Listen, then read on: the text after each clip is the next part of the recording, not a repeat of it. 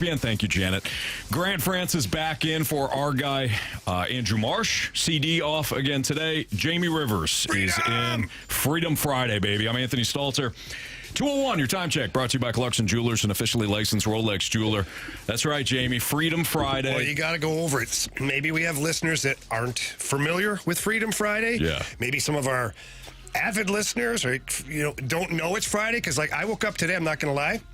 You didn't know it was the last Friday of the month. Not only that, I thought it was Thursday. Well, this is my first Freedom Friday, too. Yeah. It's Grant's first Freedom Friday, so this is how this works. Never forget your first, Grant. Yeah, very true. That is very true. Mm-hmm. That's what they say.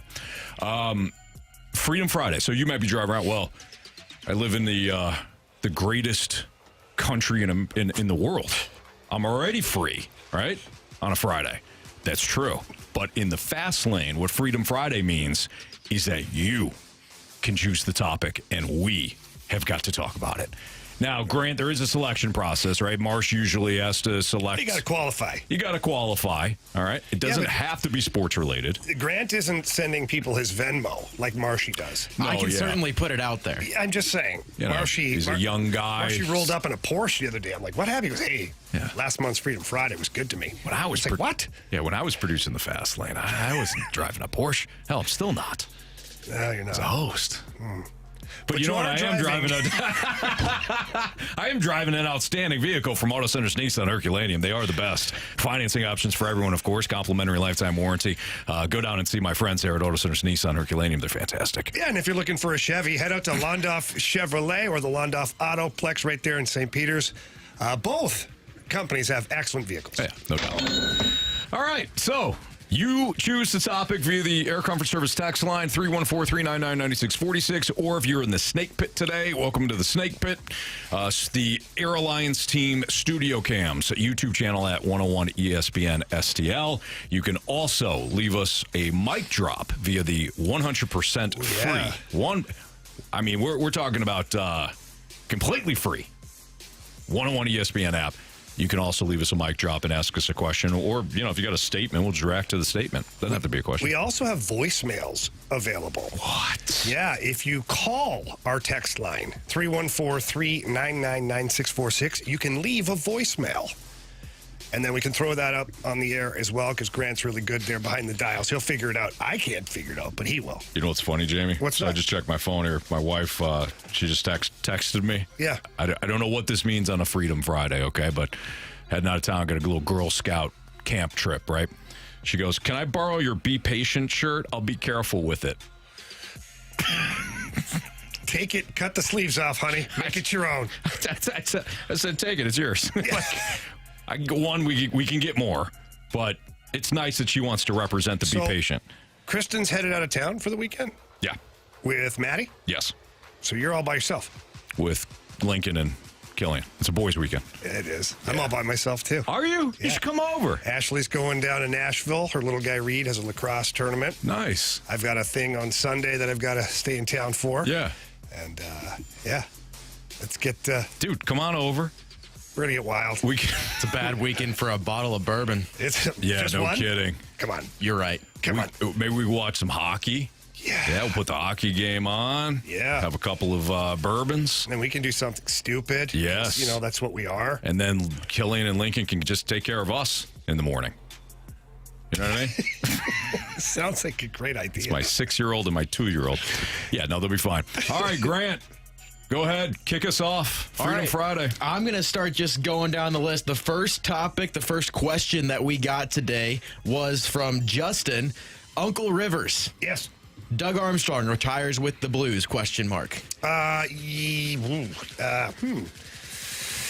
That's a really good question because I'm trying to think of how much longer Army would like to do this. I feel like Army is currently educating and grooming Alex Steen to be the next general manager. I don't know about president. I think Army steps away from GM before he retires. So he would relinquish the GM duties maybe to an Alex Steen. Stay president in order to keep this boat floating the right way. And then maybe at that point retire. I think he retires a Blue. I think that he's... he was in Dallas, but he's been in St. Louis for so long now. He's done a lot of great work here.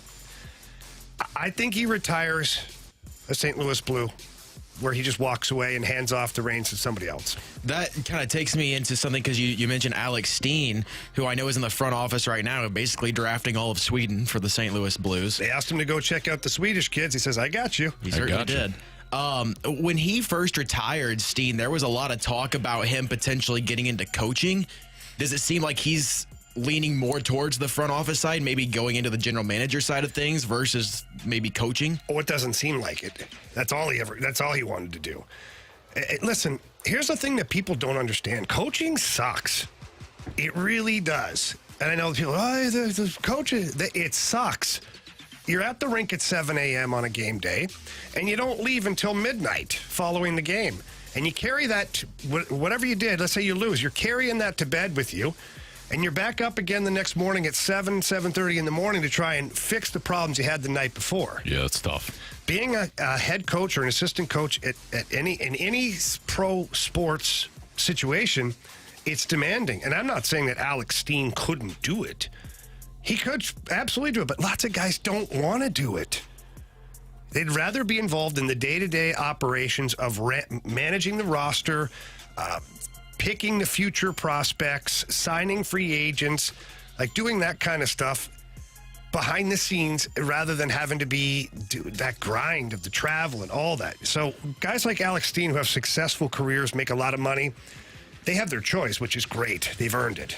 But most of them choose front office stuff. Very seldom do you see a player that's made a lot of money in their career go back and get behind the bench. They're usually guys that were role players or guys that made very little money, still great money, but they're hungry to stay in the game, and it's their best way to continue earning at the NHL level. I do wonder, though, so Doug Armstrong is 59, so still, young, especially for that position. Shaming him? Age shaming I said he's still 59. You better watch your step. We are the radio network of the Blues. Listen to me.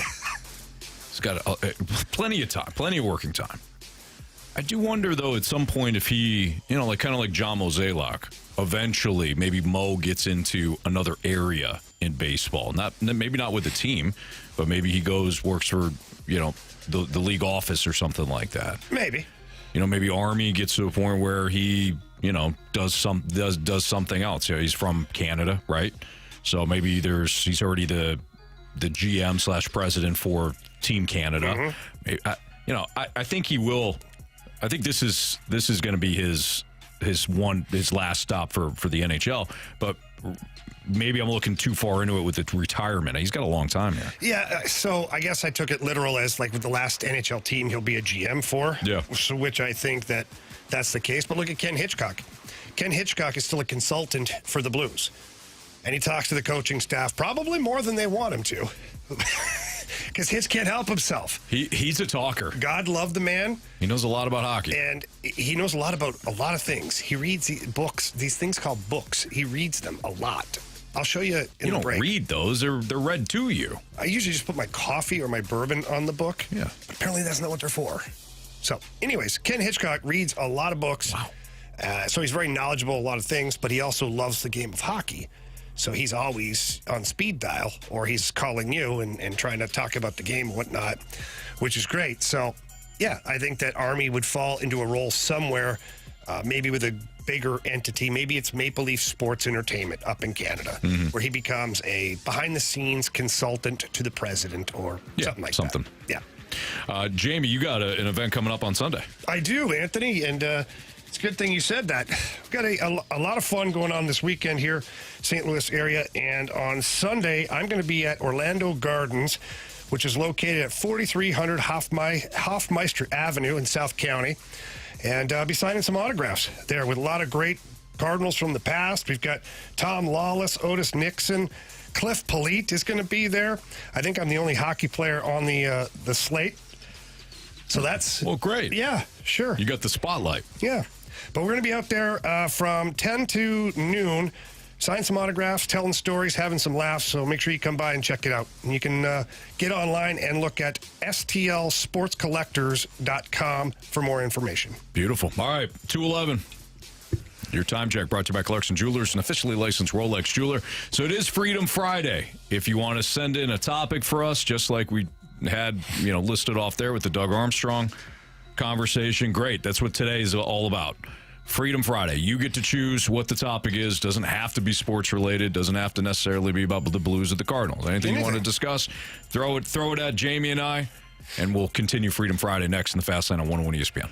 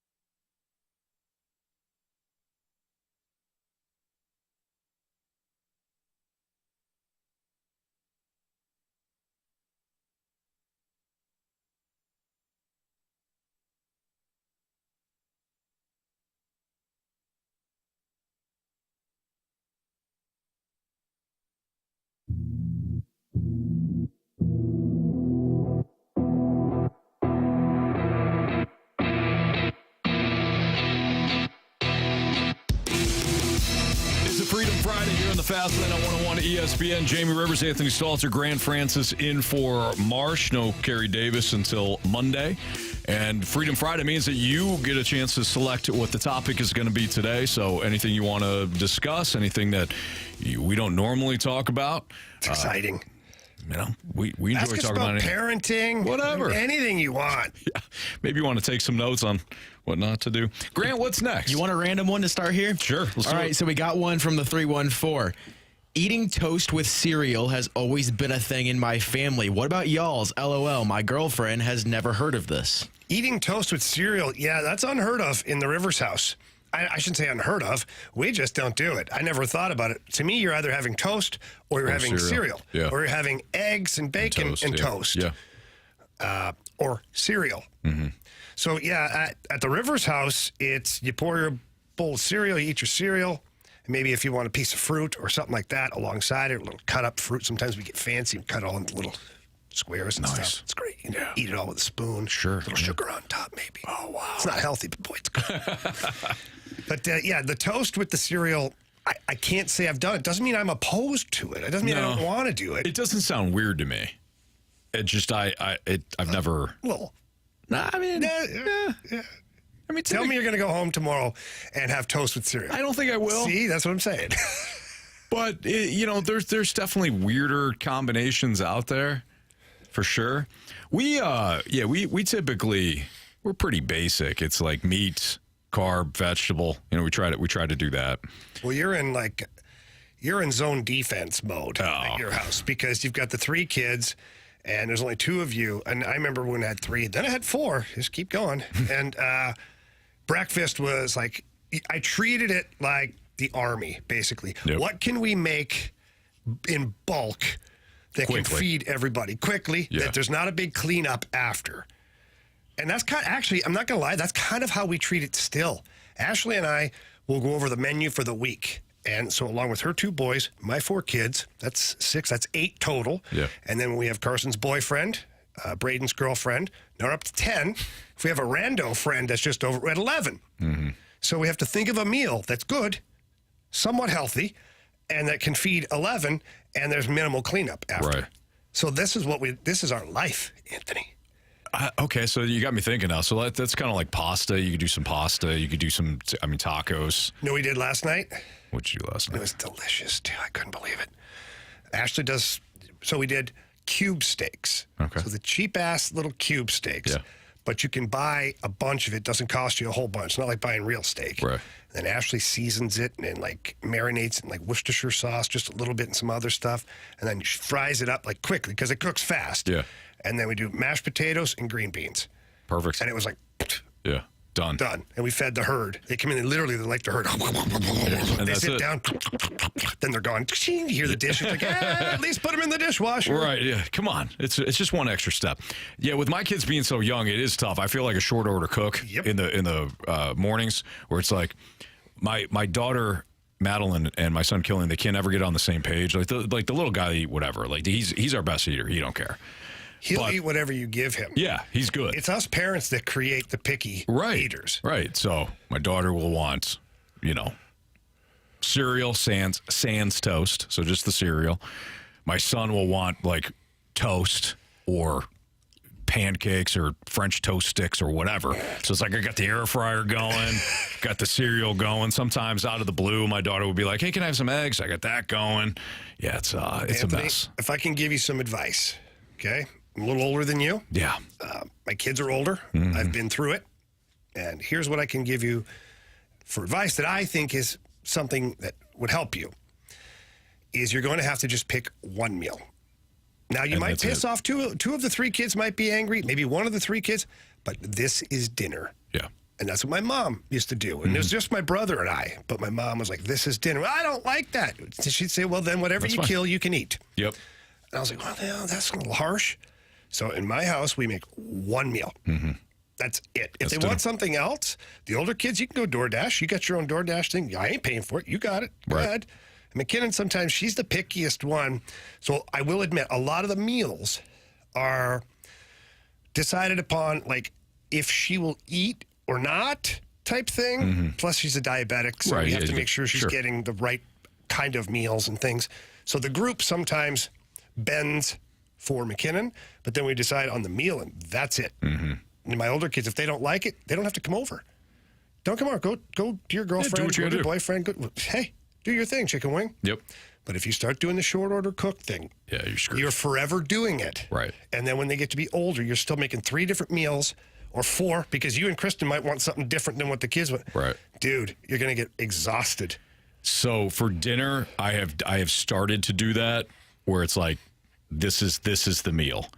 The only other thing I'll do is sometimes I'll cook something that's like Chris and I will like, and then I'll have 3 plates out, and the 3 plates will be the same, but it'll be more stuff that they're into, right? Like, cold cuts and whatever. But everything will be the same. You get the same fruit, you get the same vegetable, you get the same whatever, and then good. But you're right. I mean, we can't go continental and then Mexican and then, Chinese food. No, I'm with you on that. So going back to breakfast for a little bit, because they're talking about in the Snake Pit, Zoosh said, how about butter on Pop-Tarts? Okay, butter on Pop-Tarts. Now, I've never done that, but a couple of people, Frick James said butter on Pop-Tarts is fantastic. Kyle Bloom said butter on a Pop-Tart should be illegal. It's so good. Okay, so somebody apparently has my house wired, or they've got a camera in my home, because this discussion came up last night at the Rivers house. As we finished dinner everything. Big Hoss wanted something sweet to finish it up with. So we had some Pop-Tarts. And we had the s'mores kind, and we had the strawberry Pop-Tarts. Give me s'mores. Agreed. Same. Get the strawberry To out. each their own, right? Yeah. And we were talking about having, like, we never put the Pop-Tarts in the toaster.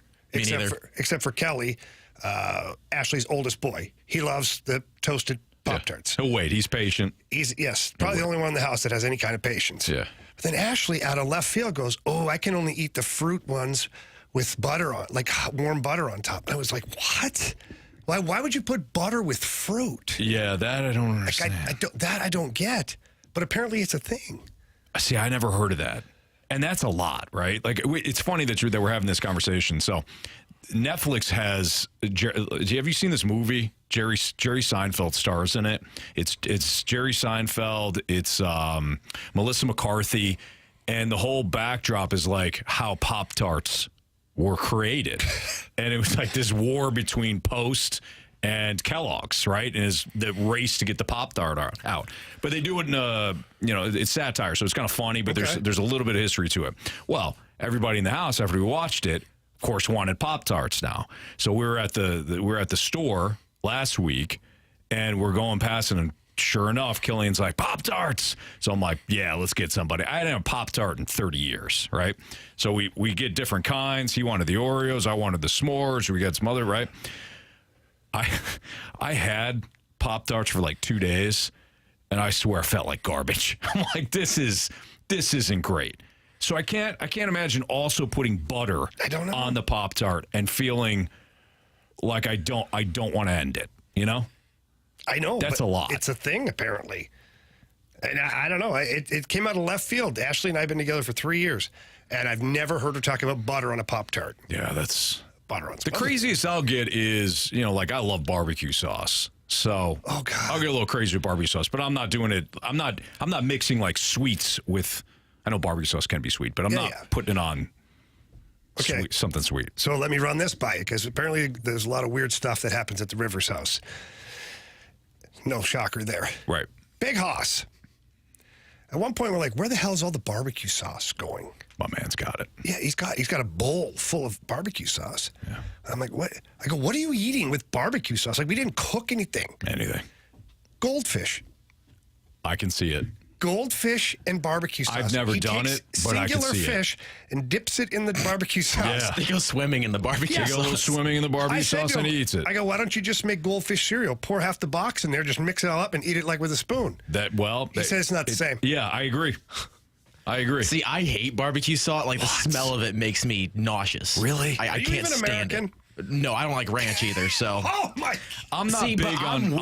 I'm not big on ranch either. Bite your tongue. I'm weird on, like, condiments and sauces. Like, I don't eat much of that kind of stuff. See, I feel like sometimes the meal is the condiment. See, but I can also be aware. True. I can be aware that my food takes are in the minority. Like, I'm not a very typical food eater. Like, we were talking about Pop-Tarts. I eat my Pop-Tarts straight out of the refrigerator. The fridge. Why do you keep them in the fridge? I like them cold. Holy.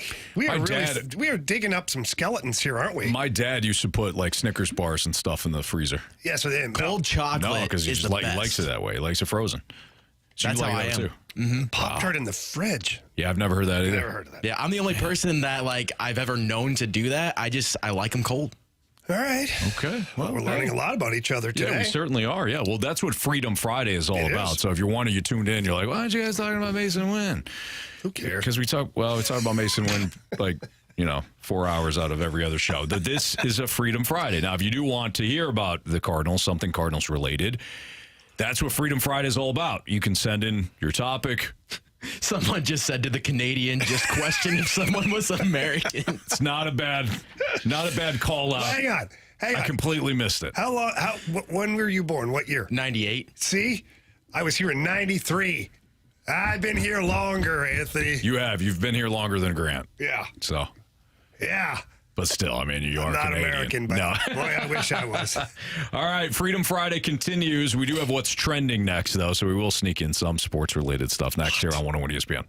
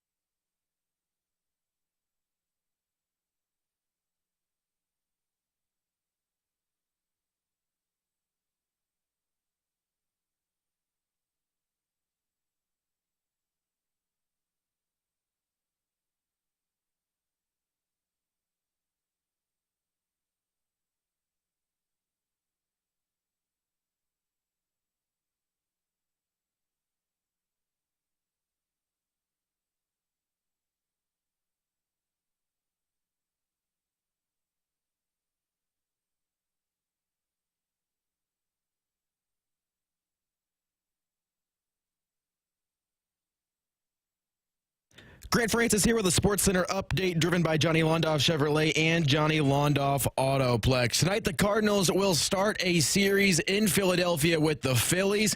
It'll be a 5:40 first pitch. It'll be Miles Mikolas in game one of this series going up against Aaron Nola. This weekend in St. Louis, the Battlehawks will be at the Battledome taking on the San Antonio Brahmas. A huge game for St. Louis. That'll be at 3 o'clock on Saturday. And then for City SC, they'll be in Miami taking on Inter Miami. That one on Saturday at 6:30. Tonight here on 101 ESPN, we will have the Western Conference Finals in the NHL. Stars and Oilers Game 5. That series tied at 2 games apiece. Pregame will start at 7 o'clock. I'm Grant Francis. The Sports Center update's been driven by Johnny Londoff Chevrolet and Johnny Londoff Autoplex. See them at londoff.com. Chevy, together we drive. Are you kidding me?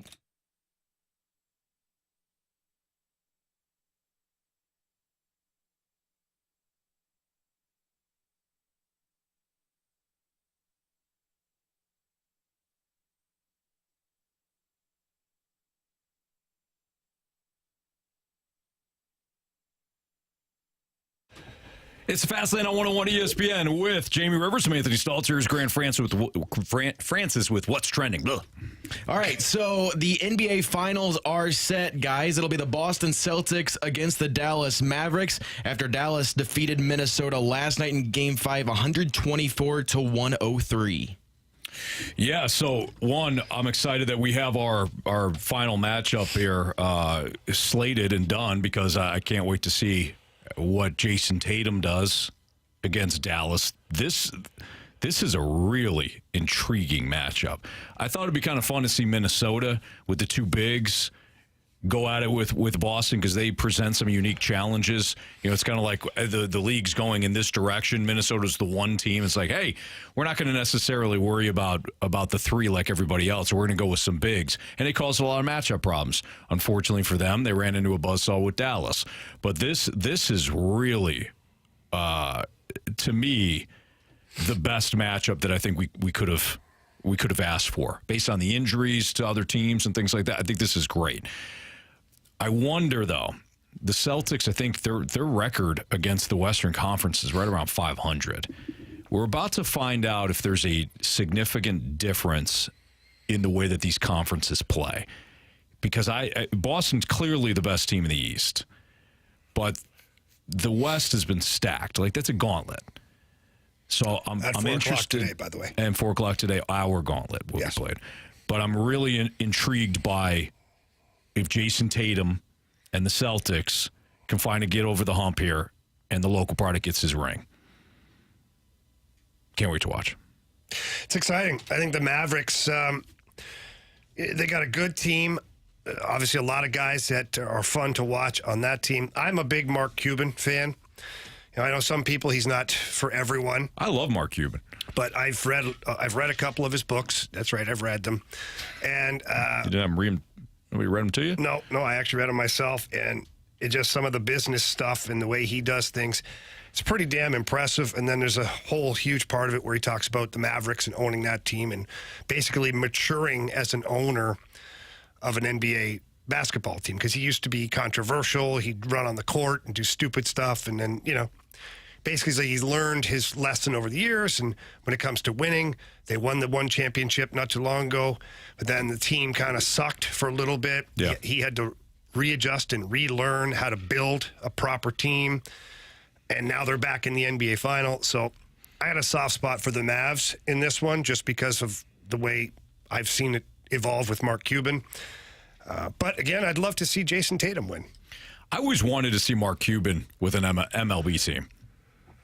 I think he's a great owner. Oh, I would love to see him with an NHL team. NHL I'd love to see team, him sure. with any team. The only reason why I bring up MLB is because he tried to get in on the purchase of the Cubs, and I'm glad he didn't, because I think he probably, based on his track record, would have gotten the Cubs pointed in the right direction. They wind up going with, you know, Theo Epstein as their president, so it wound up working out anyways. But I just think that he's somebody that is player friendly, but also, you know, everybody loves to work for him. I think that he's somebody that's very sharp. He thinks outside of the box. Yeah, I like Cuban a lot. I'd also be interested to see in baseball how he'd be with spending and stuff, how he'd approach that. Yeah. Because, you see so many different methods. You see Steve Cohen, obviously, they've all got the money, but Cuban's a pretty big spender guy. It'd be interesting to see. Here's something he wouldn't do. He would not spend above the luxury tax. I can guarantee you that. Of reading his books and his take on financial situations, and he's not risk averse, but he doesn't like to just be stupid with the money. And for him, that would be a waste of money. It's bad business. Spending above a limit and then you're paying extra as a penalty. That's bad business. And he does not like to run bad business, but he would spend right to it, though. You better believe that. And I tell you what, where the money would really get spent is with the coaching, the scouting, the resources for his club, his team. That's where the money would really get spent by Mark Cuban. Well, and it's interesting, too, in the NBA Finals now versus what's going on in the NHL, because it's like completely opposite of each other. The NHL, both conference finals are basically deadlocks. Last night, the Panthers took a 3-2 series lead over the Rangers, winning 3-2 in that game. Jamie, I think what you sort of laid out as your expectations for this series is sort of manifesting in what's happening with the Panthers sort of wearing the Rangers down. It felt like the Rangers started to lose some energy as that game went on. And, I mean, you could just feel the energy getting sucked out of the arena last night in that game. I've said it before, the New York Shesterkins are looking at an elimination game next in Florida, in South Florida, when they go back there for Game 6. Shesterkin has been unbelievable. Unbelievable for that team. And Florida they suffocate you with their checking. And it's so unique because it's not just their grinders. Their stars are checkers.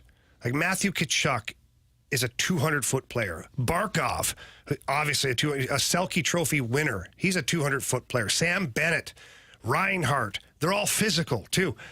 So imagine trying to be the Rangers where you're trying to play this, high speed, dynamic style game, but you've got nowhere to go with it. Yeah. You can't ever get the horses going until you run into something or you have to stop. It'd be like traffic.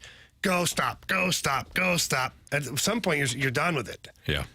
And the Panthers are just wearing them down to almost nothing. I said last night that I don't imagine that going to a Game 7. I think it's over in Florida. The Rangers, as we talked about a couple of weeks ago, with the way that they had underperformed 5-on-5 this season, and the way that they seemingly were overly reliant on their special teams, I'm shocked they've gone this far. And they really have played the Panthers as tough as they can. I agree with you. I think the Panthers wind up being in the Stanley Cup final. I'd love to see it with Matthew Tkachuk getting another chance. But this Rangers team has kind of played outside of what a lot of people expected when you look at the advanced metrics. And I think that's kind of great. Round.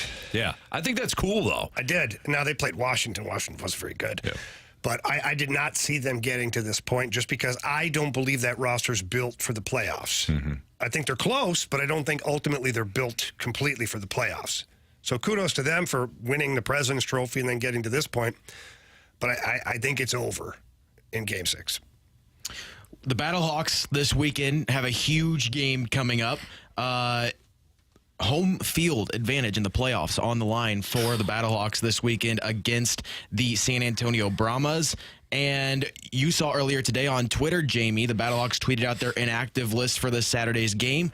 A.J. McCarron is not on that list, so it looks like he's going to be playing this weekend, which is huge for the Battlehawks. I wonder how much he'll play. I wonder if he'll be full capacity or if Anthony Becht has basically said, hey, listen, A.J., we might call you in for a handful of plays. Can you get through it? Mm-hmm. Can you do this? Or even just standing on the sidelines, being available, does that mess with the opposition a little bit? I don't know. I don't know how much would go into that, but hopefully he plays, man.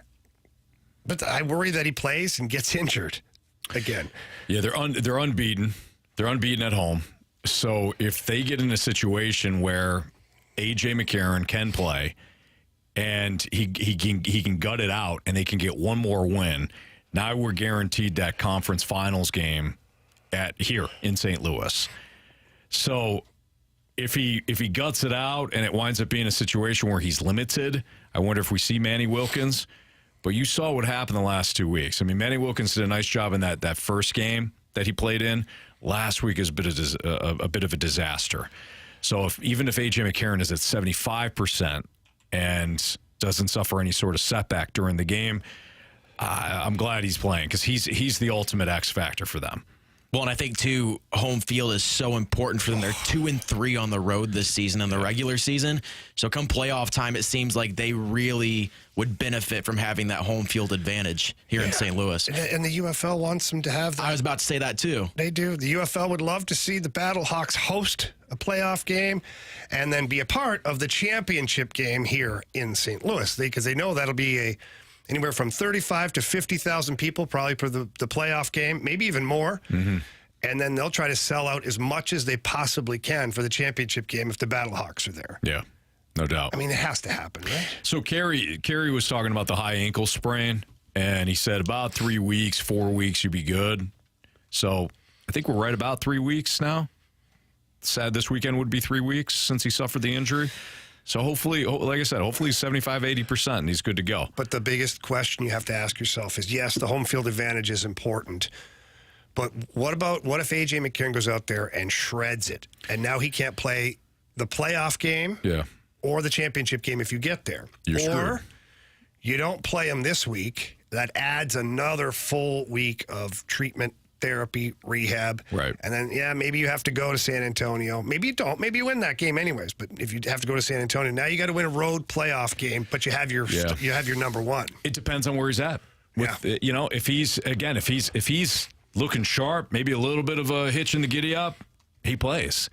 Because I'm sure he wants to play too. Oh, and if he's medically cleared, good. Fine. But you're right, Jamie. If there's any sort of issue there this week where you're still like, he could use another week, then don't risk it.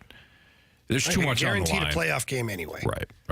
All right. It's Fastlane on 101 ESPN. Grant Francis in for Andrew Marsh, Jamie Rivers, Anthony Stalter. Freedom Friday continues. More of your topics. Keep sending them in 314-399-9646. Or if you're on if you're in the our chat there, our Snake Pit Airlines Team YouTube channel, 101 ESPN STL. Freedom Friday continues next.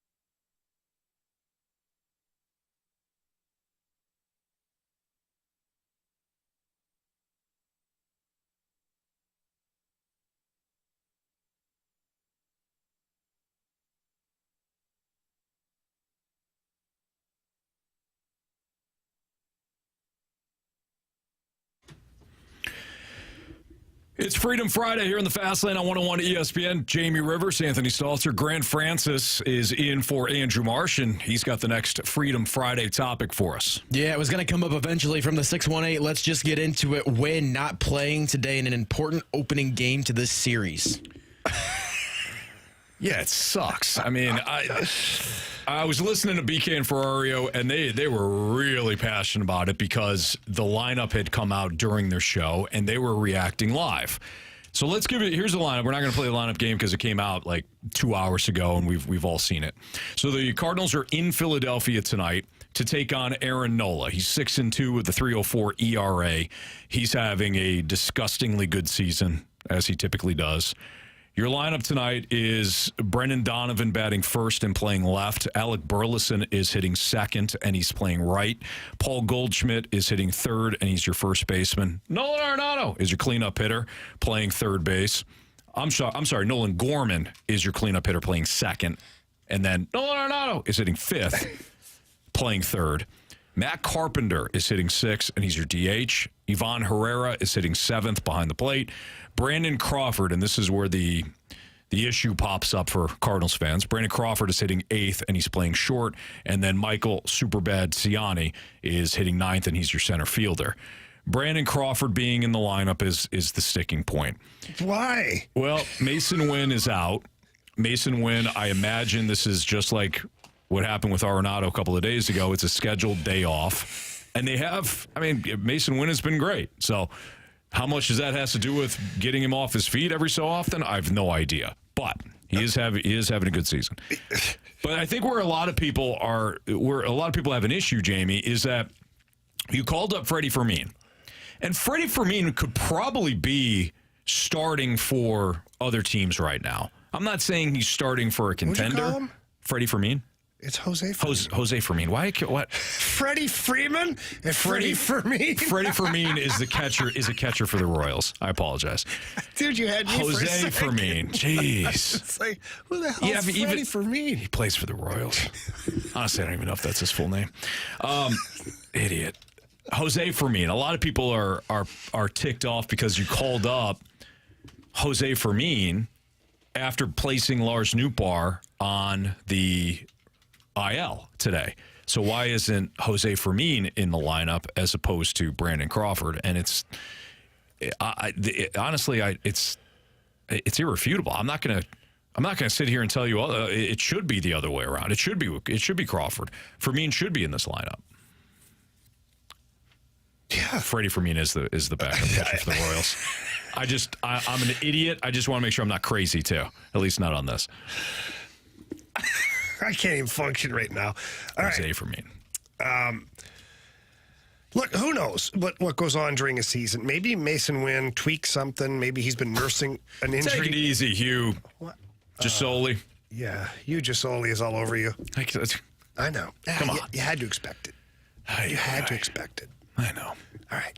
Don't make a mistake ever. Don't you dare. Don't you dare. But no, Mason Wynn, who knows what he's dealing with from an injury standpoint. You know, did he tweak something? Win? Yeah, I don't know. I'm trying to give you different scenarios as to why. I'm trying to wrap my brain around it, Anthony. Jeez, what if it's just a scheduled day off? Okay, well then it's dumb. Okay. You just had a day off. Why would you schedule a day off after a day off for a 22-year-old player? Because they've been doing the 48-hour thing. They've been giving players 48 hours. All right. You obviously don't want to hear what I have to say. I do. No, you don't, because I sit to talk and you just bash me. Go ahead. I'm just upset with myself. What?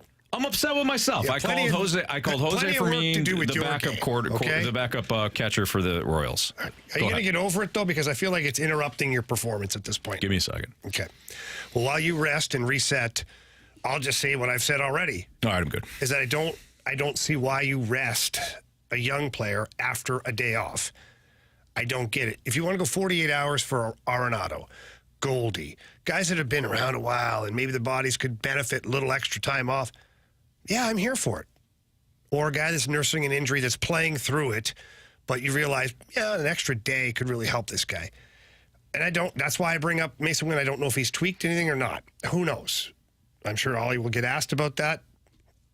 I'd be asking, but I don't like it otherwise. I don't see it making any sense. Pick another player. Give him an extra day. Now, a lot of people on the text line are jumping in and saying that you got Aaron Nola tonight.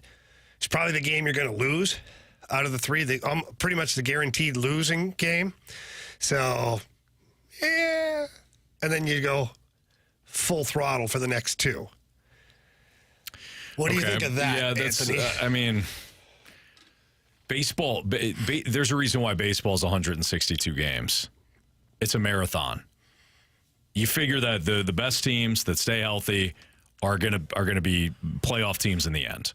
So to kind of pick and choose which games you think you're going to lose and which games you think you're going to win, I think is kind of pointless.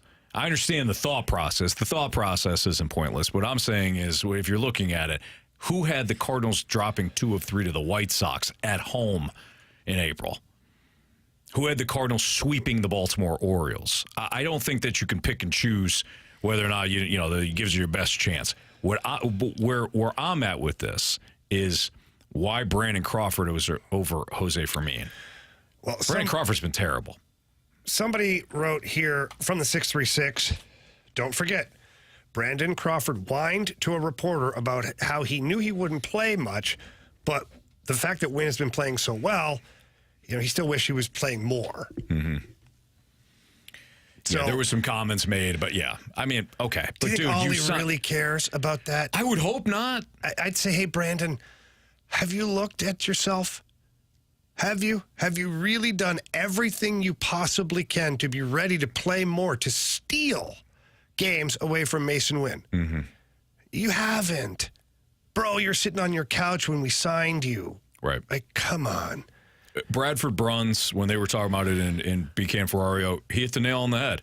How many teams is Brandon Crawford playing for right now? And he's going to see more playing time.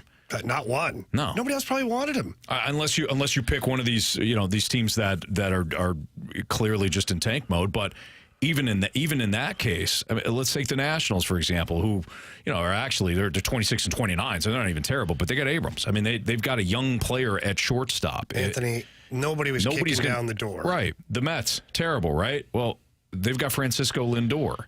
The Marlins, terrible. Well, they got Tim Anderson. So maybe Brandon Crawford is getting more playing time in Miami. The point is, he signed a 1-year deal to be a backup. That's it.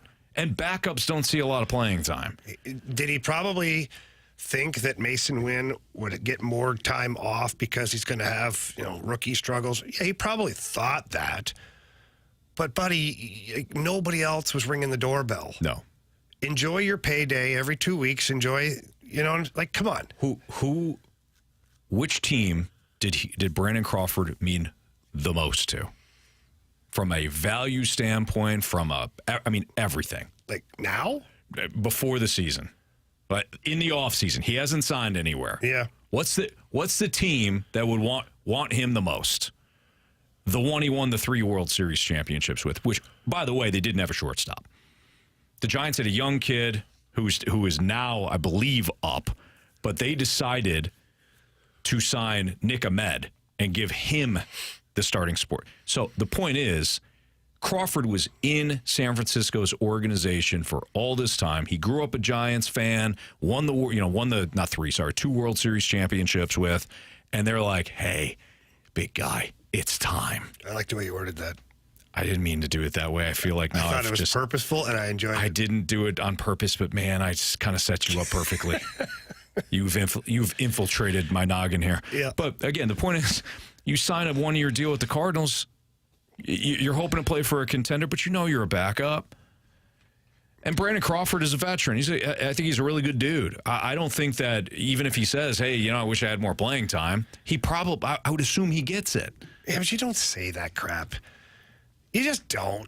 Apparently you do, because you get yourself in the lineup. Well, maybe, but if I was going to say that, I'd say it to the coach. I'd be like, hey, man, I'd like to play. I can play second base, right, too. Or I can play, I'm willing to play wherever you want me to play. Yeah. I just want a little more time. Right. But I just look back at my own career.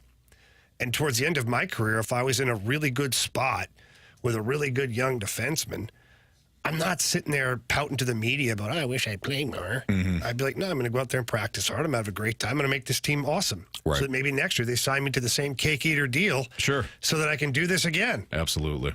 And by the way, Paper Straw said, yeah, Luciano, he's been pretty good. You're absolutely right. But Luciano did not start the season with the big league team, which is my point. Nick Ahmed was starting for the Giants for almost a full month before Luciano was called back up. They could have easily had Crawford in that same spot, just like the Cardinals are doing with Mason Wynn and Crawford. Either way, Crawford's in the lineup tonight. He'll probably hit a home run off of Aaron Nola, and we'll all be apologizing to Ali and Crawford on Monday. I won't be. Jamie's going to be stubborn about it. More Freedom Friday next on 101 ESPN.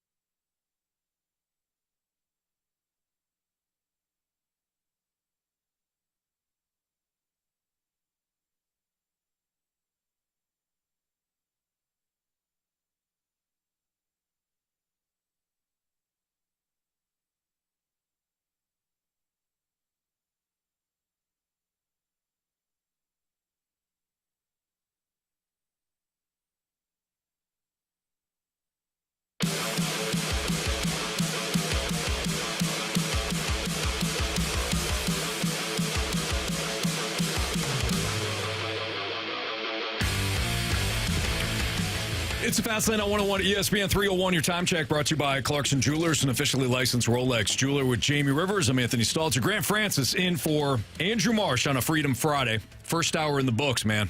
How you feeling? I love this. Okay, there you go. That's what I thought. Flying by. It is a Freedom Friday, so of course you're going to fly high with this. I like it. Yeah, well said. Yeah. We got one from the 636, too. And I really like this topic. Biggest pet peeve in sports and biggest pet peeve in general. Man, I got a lot of them. I got a lot of anger issues. So bad driving for me, it can almost get me on the 5 o'clock news. I'll tell you that. Yeah, okay, so bad driving. That Like bad covers driving / dumb people. Fair enough. Okay. And you sit next to one every day, so that must be kind of tough for you. Yeah, but you're not, well, you're driving not the driving. show, but you're not driving a vehicle. We know all point. about that. I don't want to bring that up, especially in this building. Yeah, no. People are not happy with me. It's a hot topic here. Yeah. Anyways, one of the things that absolutely drives me insane is when you let somebody in, okay? You're here it is. merging. Yeah, I'm going to get back into it. You merge, or you're at a stoplight, whatever. You give somebody the wave. Go ahead. Got you. Slow down on the highway, right? Here you go. Yeah, go ahead. Maybe you give them the lights. Hey, go for it. You got plenty of room, champ. Come on over. And you don't give the hand? I'm right there with you. You don't give the, hey, thank you. Right on the same lines, if I'm opening a door for someone and they don't say, hey, thanks. Yeah. If they don't say anything, I'm like, you're welcome. God, that ticks me off. You have to. I you always absolutely do that. have to. I was like, hey, don't worry, you're welcome. And they're like, oh, I'm sorry. I'm thank sorry, I you. didn't see you say. Oh, Have a really? great day. The door opened by osmosis? Yeah. But for me, if somebody lets me in, I go out of my way. I almost cause an accident to make sure that they know how much I appreciate the fact that they just let me in on the highway or wherever we're at. Yeah. You don't have the 2.5 seconds and the minimal energy to put your hand up just to quit. I don't need anything more than good. Yeah. I'll even give the hand back. Okay, good. You can't do that? No, I'm with you. I fully support what you're saying. I want to drive up next to them, rip them up. Never mind. I've had that where I want to drive up and just like nudge them with my truck. And be like, oh, I'm sorry. Oh, do you wave now? Yeah. Bet you do. But you're all hot and bothered now. Yeah. No, that's a really good one. Anthony. I'm trying to think of other I have other one pet, too pet that peeves. gets to me is when people are in the customer service industry and they're just miserable. So like you roll up to the grocery store, and Ashley knows, if she's listening right now, she'll know this. Well, that works, probably listening, but we'll roll up to the grocery store and nothing. Yeah. You know, unload, and they're like, beep, beep, Yep, beep. they're miserable. So then and my kids know this too.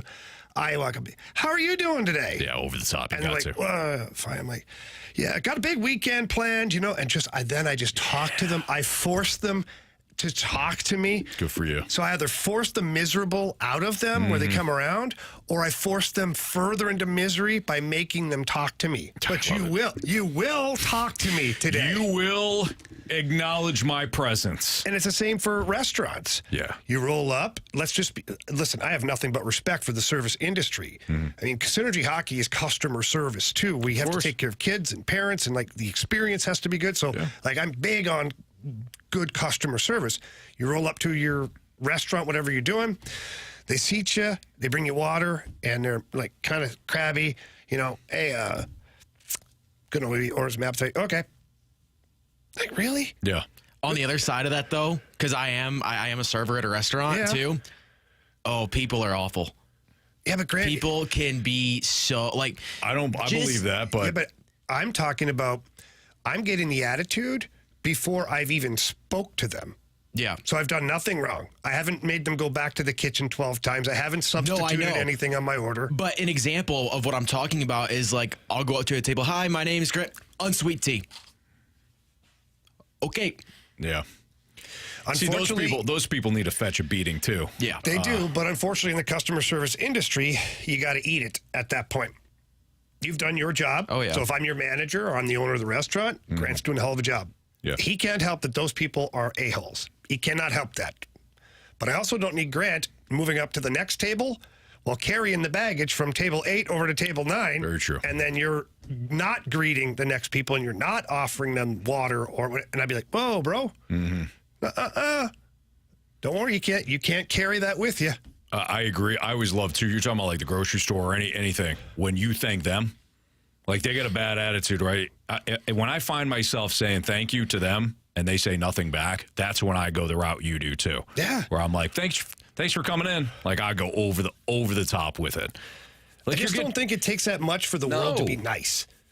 I just don't think it does. I agree. I will say, like, I will not be rude to anybody, but a table will move down my priority list very fast. And you Like know if what, I'm though? busy, I'm taking care of the people that are actually like considerate Yeah. and I not don't blame you being on that. rude. I don't blame you at all for that. Quite honestly, I think that's natural progression. You want to be an a-hole, your table will get your food last. And when you're looking for the bill, I'm going to be busy over here because maybe you got to go somewhere. Right. Right? I'm fine with that. Totally understand how that works. It's just that for me, the server or the attendant or the store owner, whatever I'm doing, we're there to pay their wages, to buy the product, to eat their food, to put food on their tables. Yeah. And so for me, the customer service side is just be nice to everybody. And when they choose to not be nice, that's fine. Now you can kind of categorize them however you want to be. But sometimes too, Grant, what happens is people around that table are actually watching too, and they hear and they watch your reaction. And then when you just handle it with class and dignity and do your job and move on, that table that is nice, that is there, and they watch you, they're coming back again. And they might even ask for your table because, like, nah, that's a good dude, man. It's a hell of a server. I would have punched that guy in the face. He did awesome. Yep. Agreed. Yeah, 100%. I'll tell you one of. Go ahead, Stoltz. Well, I was just thinking of another driving thing. Oh, here we go. Yeah. Well, come on. You opened the door. You were right. You were right about this from a driving standpoint. So if you make a mistake, you carry it out. Wear it. You wear it. Yeah, I do that. You don't cut over 9 lanes because you missed your exit. No, you're going to be late. You don't put me in jeopardy. You don't put the person next to me in jeopardy. You screwed up.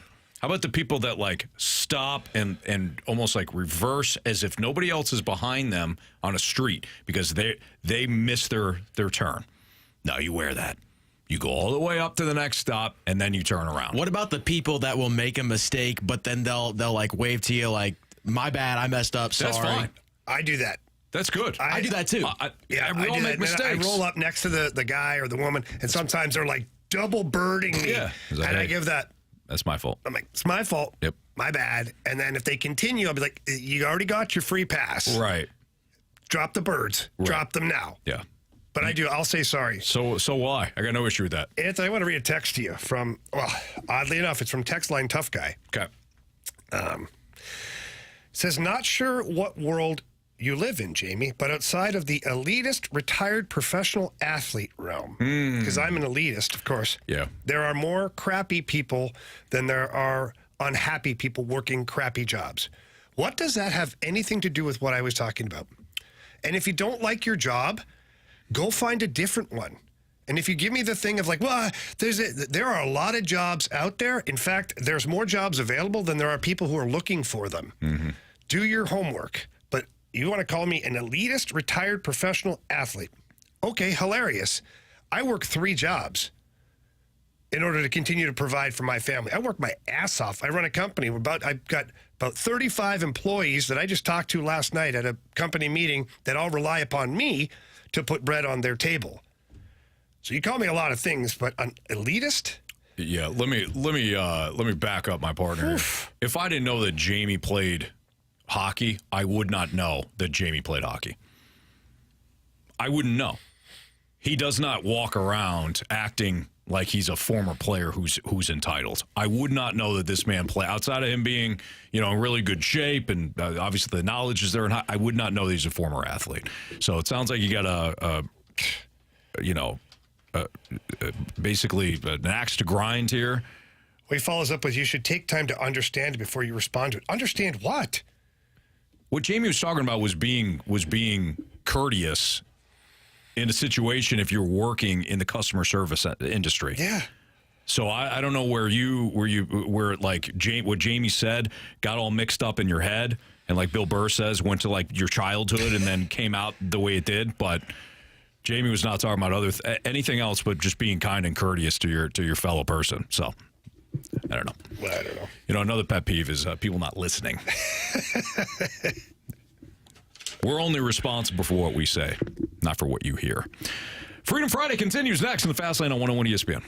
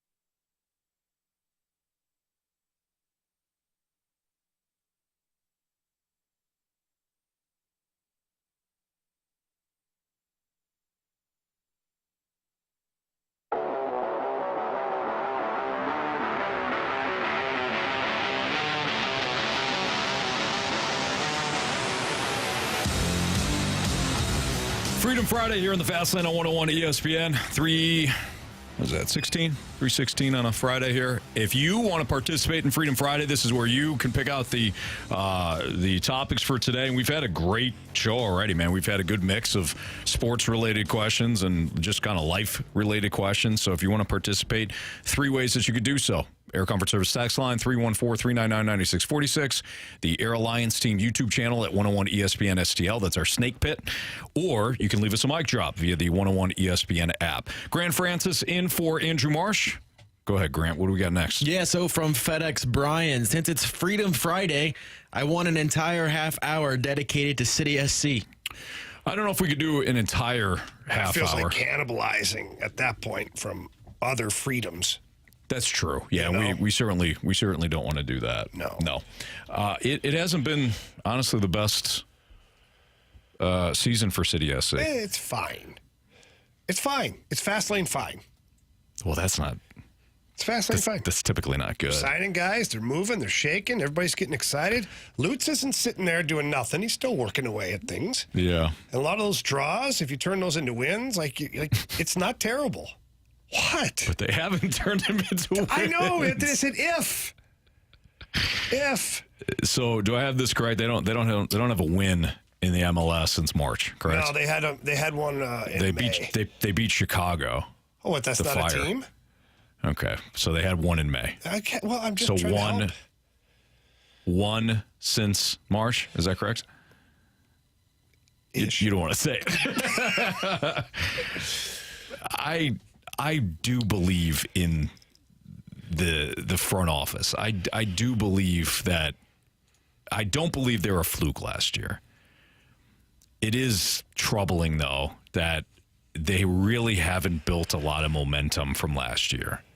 So last season, they had a bunch of issues on the road, where they were either losing games or there were draws. They had issues with injuries, and then they get into the playoffs, and Sporting KC beat them up pretty good. So you go into the offseason. Everybody else they've got a good beat on what you're doing. So you have to make adjustments. Like you said, you're making adjustments with the roster, and the results just haven't been pretty thus far. I'm not losing hope. And again, I'm not taking anything away. I refuse to take anything away from last season. I just won't. But this season has not been pretty. Well, I will say, too, you talk about Sporting KC, who beat City SC last year, but they were one of the worst teams in the MLS through the first half of the season or more. Yeah. Right. And they ended up having a pretty successful season towards the end last year. So, Yep. I mean, I feel like the MLS is sort of weird in that sense. Like, you can almost have a tale of 2 seasons in one, and a lot of teams make the playoffs. So, I mean, if City can sort of put things together in the second half, they're not out of it by any means. Well, they're certainly not out of it. I mean, all you have to do is go back to last year. If you look at, Inter Miami, they were terrible. So you just got to add Lionel Messi. But, okay, I know that's dramatic. Why don't we add our own Lionel Messi? So my point is... Have we thought of that? Guys, I'm going to power through this. My point is that City SC is not nearly as bad as Inter Miami was. They're not in as bad a shape in the standings. Now, they went and signed Messi and a couple of other guys that are rock stars, too, and they almost were unbeatable following those transactions. Now, City SC is in a spot where they still can compete for a playoff spot, and they are signing some guys. So help is on the way. They just have to make sure they start winning a couple games. Just stay in the hunt so that when your signings are allowed to come here through the transfer time, that now you get that little jolt of offense, that extra needed push to guarantee you make the playoffs. And then, Anthony, once you get in the playoffs, you never know. Anything can happen. Anything could happen. Hey, did you see the 011 Cardinals? The 06 Cardinals. 06 Cardinals. 2019 Blues. A lot of people consider all those teams to be out midway through the season. And what happened? Championship. Yeah. Can't wait. I kind of like Grant's idea, though. Let's sign Lionel Messi. He's already signed, unfortunately. Trade him. Trade for him. What's Ronaldo doing? He's only making like $300 million over in Saudi Arabia or something. Isn't that where he's playing now? Sure. Nobody knows. I do. It's over there. And they paid him like ungodly amounts of money to go play there. I saw that documentary on Beckham. Why don't we just sign like one of his kids? I don't think they're any good. Really? Yeah, I don't think so. No. Not like David Beckham. I'd rather sign him right now at 50 years old. They got to be halfway decent, right? It's not a guarantee. Okay. And you'd be paying for the name. And if you're going to pay for the name, get the real guy. Have him come over and just play midfield for a little while. Okay. Why don't we get them all? Get all the Beckhams. One of them's got a hit. One of them's got to hit. Yeah. Posh. If it's Posh, then so be it. You laugh, but this is, I mean, it's a decent idea, Jamie. No, it really isn't, Anthony. You've had far better ideas. Fair. Now I know you're telling the truth. Yeah, I'm just saying. You know? All right, Grant, what else we got? We got this one from the 573. Talk about the most disappointing Cardinal and Blue of the 2010s. Wow, of the whole decade? Of the whole decade. So the problem that I have with thinking about a Blue is anybody who was that disappointing wasn't here very long. So it's like, Right. or is it somebody who have stayed here and was just so disappointing every year? I mean, you got to have some like high expectations, right? Yeah. So if I think about this from the Cardinal standpoint, is it Fowler? Based on the money that you gave him?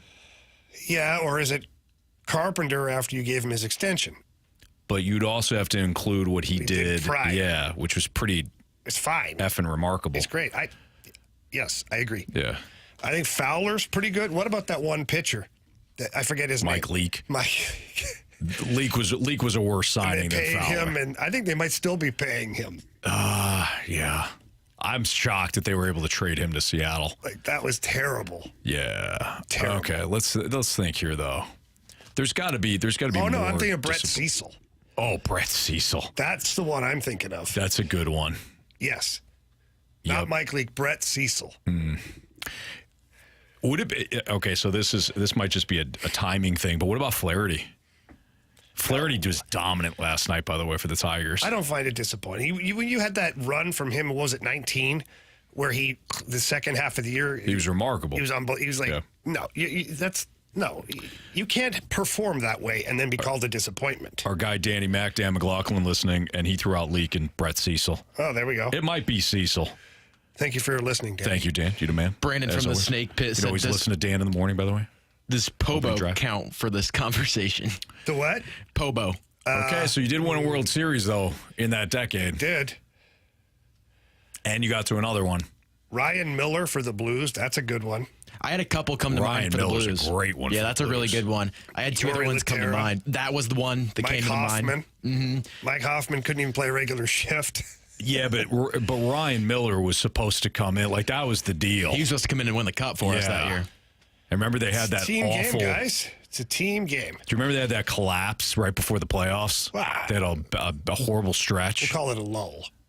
It's okay. It's a collapse. They were rolling, and then they traded for Ryan Miller. Yeah. He comes in. Carlos Martinez. Would he count? Yeah, Because I think so. he was like unreal, and then he just sort of dropped off. Yep. Brett Cecil's going to be tough to beat. I agree. You brought up Cecil. Danny Mac brought up Cecil. That one's going to be real tough. I think that's the biggest disappointment because I don't even know if he actually ever played. How many games did he pitch for the Cardinals? Dan said Alex Reyes too. I think they ruined him. The expectations were so high for Reyes. Somebody wrote Steven Matz. Okay. I don't know That's if like 2020s. the expectations weren't as high That for movie hasn't finished Steven yet, Matz as so they we were don't know. for Alex Reyes or even Brett Cecil for that matter. Like I remember everybody having the conversation about Brett Cecil. Like, yeah, that was a good deal. You know, he comes in from Toronto. That was a savvy move. The dude was terrible. Like as soon as he put on a Cardinals uniform, he just got awful. All talent left the building. All talent left the building. It's the wrong bird. He's wrong. Yeah, he should have stayed in Toronto. He likes Wrong country, wrong bird. That's right. Wrong color of bird. I don't think this one was a huge disappointment, but maybe a slight disappointment. Patrick Berglund. Oh, I don't know about that. Here's the thing that people don't understand about Patrick Berglund is to begin with, I don't know what the true expectations were about this player. Did you think he's going to be a 40-goal scorer, 100-point player? He wasn't ever projected to be that. And if you look at his NHL career, he played 717 games, and it's 20-goal mark 3 times, tickled it 3 more times, 19 another year. He wasn't horrible, and he was your best defensive centerman for a while. He killed penalties. He was a big body. Now, did he lack intensity? Did he lack grit? Did he lack commitment? Yeah, he did. Yeah, all of those things, which is probably what held him back from being a more elite player. But Patrick Berglund, I think you're hoping he'd be a 20-goal scorer on a consistent basis. He wasn't on a consistent basis, but he did provide you with some offense and turned into a pretty good two-way centerman. Now, is he a third-line center? Yeah. Was he a first-round pick? I believe he was. 25th overall, yeah. So maybe a little bit disappointing. But I don't think Patrick Berglund falls into the same category as like Brett Cecil, or even Dexter Fowler, or Mike Leake. Like those are catastrophic disappointments. Yeah, like Fowler was supposed to come in and be your everyday starting center fielder and leadoff hitter, and he wound up kind of being neither. And he had a really good first year with the Cardinals, and then it went sideways. I think it was Frick James in the Snake Pit was saying that Cecil had like a 7 ERA in Toronto. Who could have saw that coming? He actually didn't. I mean, if you look at 2016, he had a 3.93 ERA. In 2015, it was a 2.48. 2014 is a 2.7. Wow. ERA. In 2013 is a 2.82. You'd have to go back until like it was when he was 25 to have a 5.72 ERA. Otherwise, Brett Cecil was really good in Toronto. I remember that signing being kind of heralded for a reliever. You know, I mean, we're not talking about somebody that you gave a lot of money to be an everyday player, but everybody liked that signing with Cecil, and he was terrible. What a disaster. Some people popping up with Andrew Miller. Yeah, that wasn't great either. But Cecil was. Yeah, Cecil, I think he's on the podium at number 1. Yeah, because Miller actually, I remember when he was signed, he was coming off either a rough playoff the year prior or even a rough season, and people were like, well, what Andrew Miller are you going to get? But with Cecil, it was like, oh, no, you just solved your issues in the bullpen with this one signing. Not really. All right, Fastlane on 101 ESPN. More of your Freedom Friday questions next.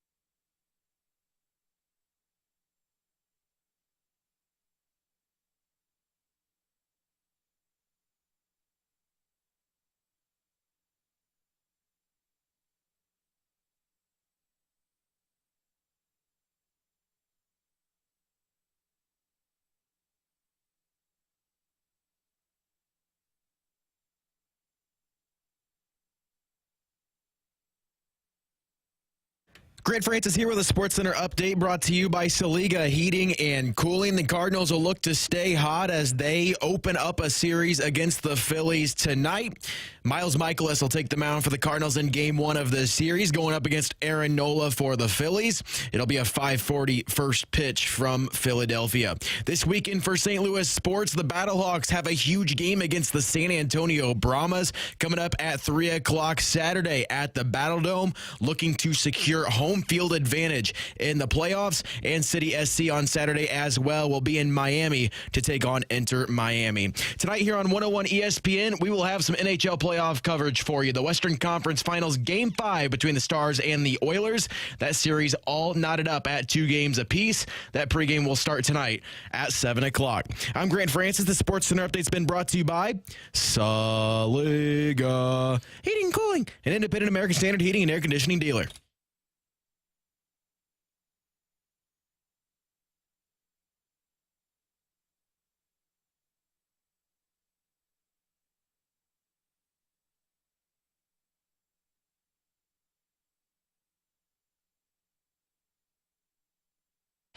It's Fastlane on 101 ESPN. It's Freedom Friday here on a Friday. Jamie Rivers, Grant Francis, Anthony Stalter. If you got a Freedom Friday question for us, send it in 314-399-9646, the Air Comfort Service text line. 101 ESPN breaking news alert. Gentlemen, we have breaking news when it comes to the St. Louis Cardinals. Uh-oh. The powder blue uniforms are in Philly, and the club will wear them for the first time this season on Saturday night versus the Phillies. Finally! Good. They're here. Excellent. Thank you. Yes. Fanatics. All right. Fanatics. Just shade under a decade, too. All right. Way to go. Okay, so you got the powder blues. Yeah. Good. Glad we got that breaking news out It's there. a big deal, especially with the Fanatics deal. Like, we can't even get uniforms that aren't see-through. And we got, Is that guy sweating, or did he take a shower in his uniform before coming out? when you're using eye paint to do the letters on the back of the uniforms. So. Paint X, what is it, EXE? Grant, what else you got for us around a Freedom Friday?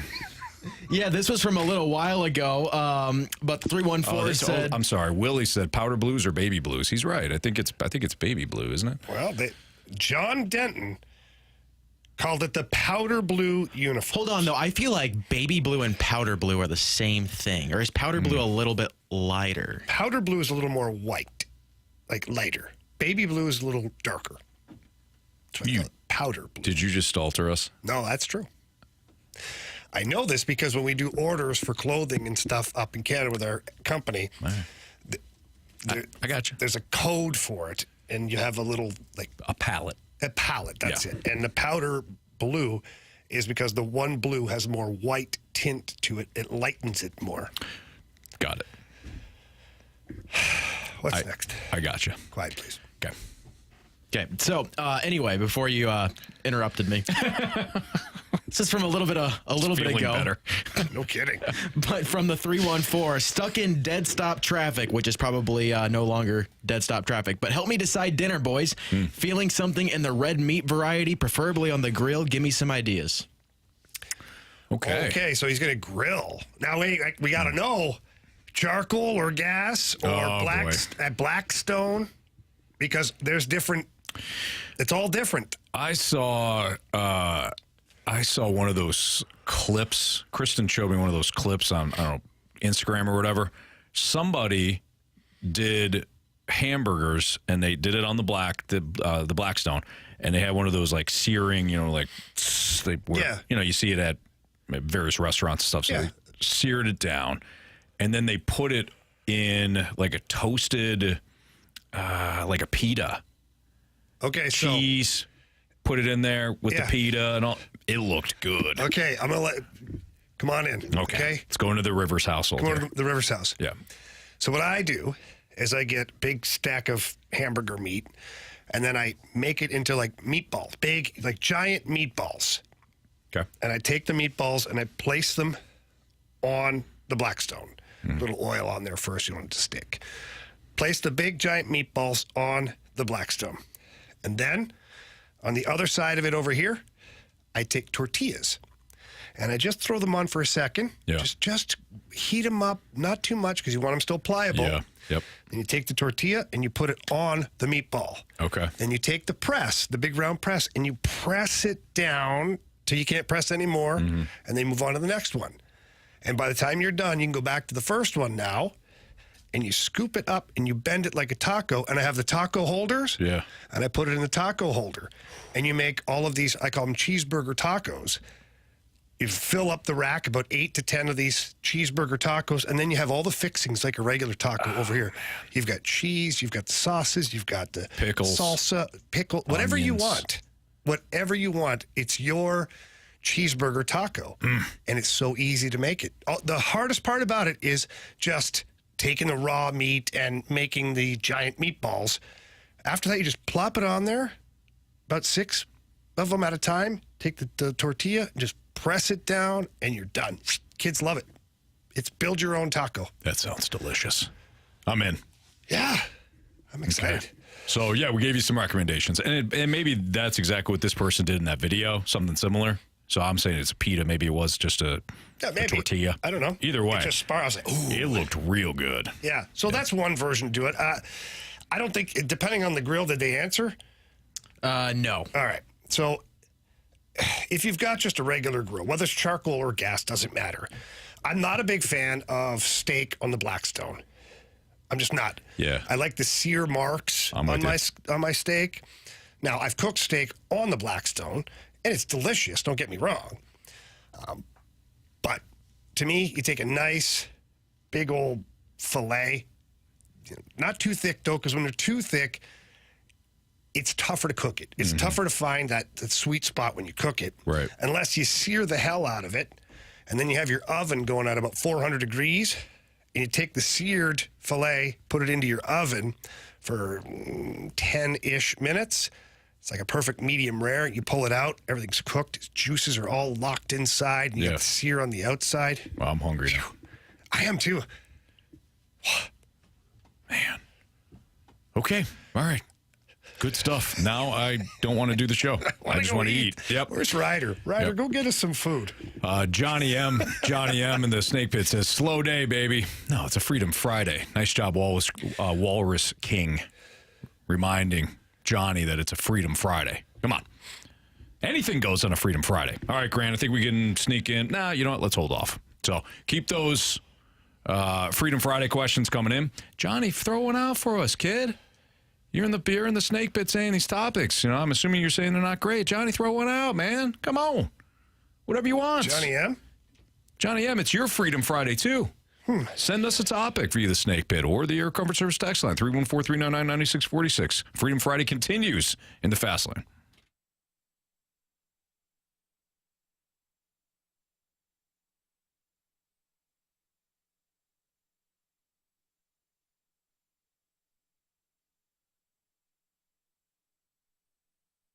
Anthony, the NBA is finally got the finals coming around here, and I'm excited. Two really good teams. I love the Mavericks. Of course, we got Jason Tatum, got a little hometown feel over there. And if you want to get involved with FanDuel, America's #1 sportsbook, it's not too late.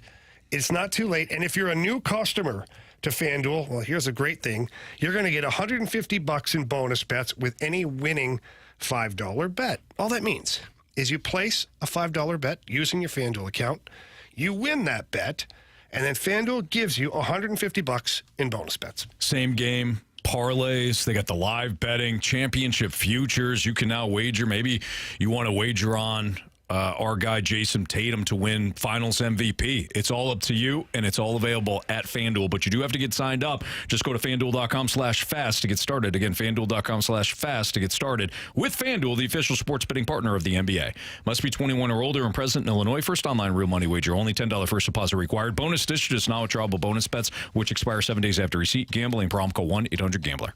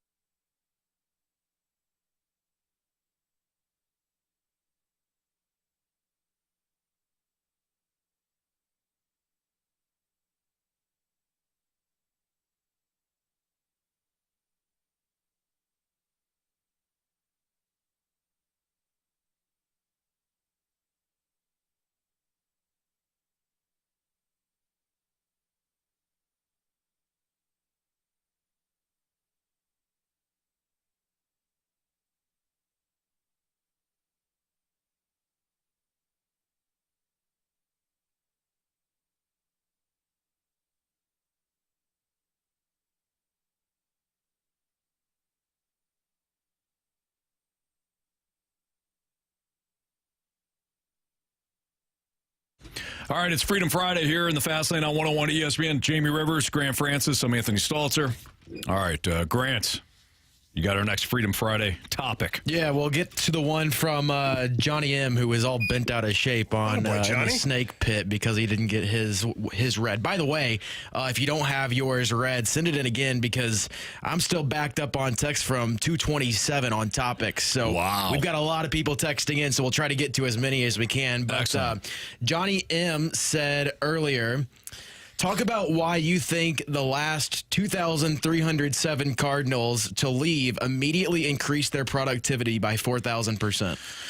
Wait a minute. I'm going to need to see some proof of this. I think the math checks out. I think Johnny M did the math before he sent in. Huh? Yeah, before he sent in that topic. All right, so Johnny M, if you were trying to confuse us here in the Fast Lane, it has worked. I think he's using hyperbole, which I appreciate. So basically what he's saying is, why does every single Cardinal in Everbob go off and do better things than what they were here? I think some of it is circumstantial. So let's just take Luke Voit for, an example. So Voit goes to the Yankees. He's traded for Giovanni Gallegos, who has been a very good Cardinal. Now he has struggled this year, and he struggled a little bit last year too. But overall, that deal, the Cardinals won that one. But Voit went to New York, and he caught fire for a little bit, and he was hitting cleanup for the Yankees. He was hitting cleanup for the Yankees in between Aaron Judge and Giancarlo Stanton, in a lineup that also featured, at one point, I know he's come back now recently, but DJ LeMahieu, who was coming off winning the batting title with the Rockies the year before. The rest of that lineup was chock full of talent. Gleyber Torres, at the time, Gary Sanchez. The lineup was stacked. Voit goes to a hitter's park, hitting in that lineup. He had a good run. It didn't last, and he's bounced around ever since. Yeah. Okay. So that one I think is again, it's a little situational.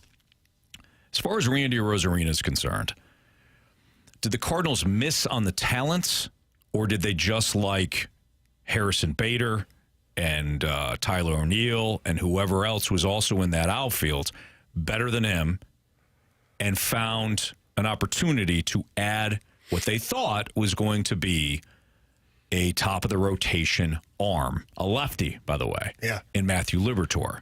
So did they think that Arozarena was going to go down to Tampa and do what he did? Probably not.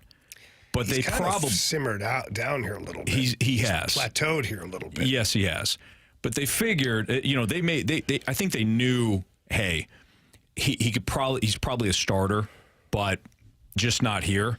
They erred on the evaluation, not only on Arozarena, but on guys like Bader and O'Neill, because you got to factor that in. They didn't just say, hey, we don't have any outfielders, let's give up this guy, I think he can play.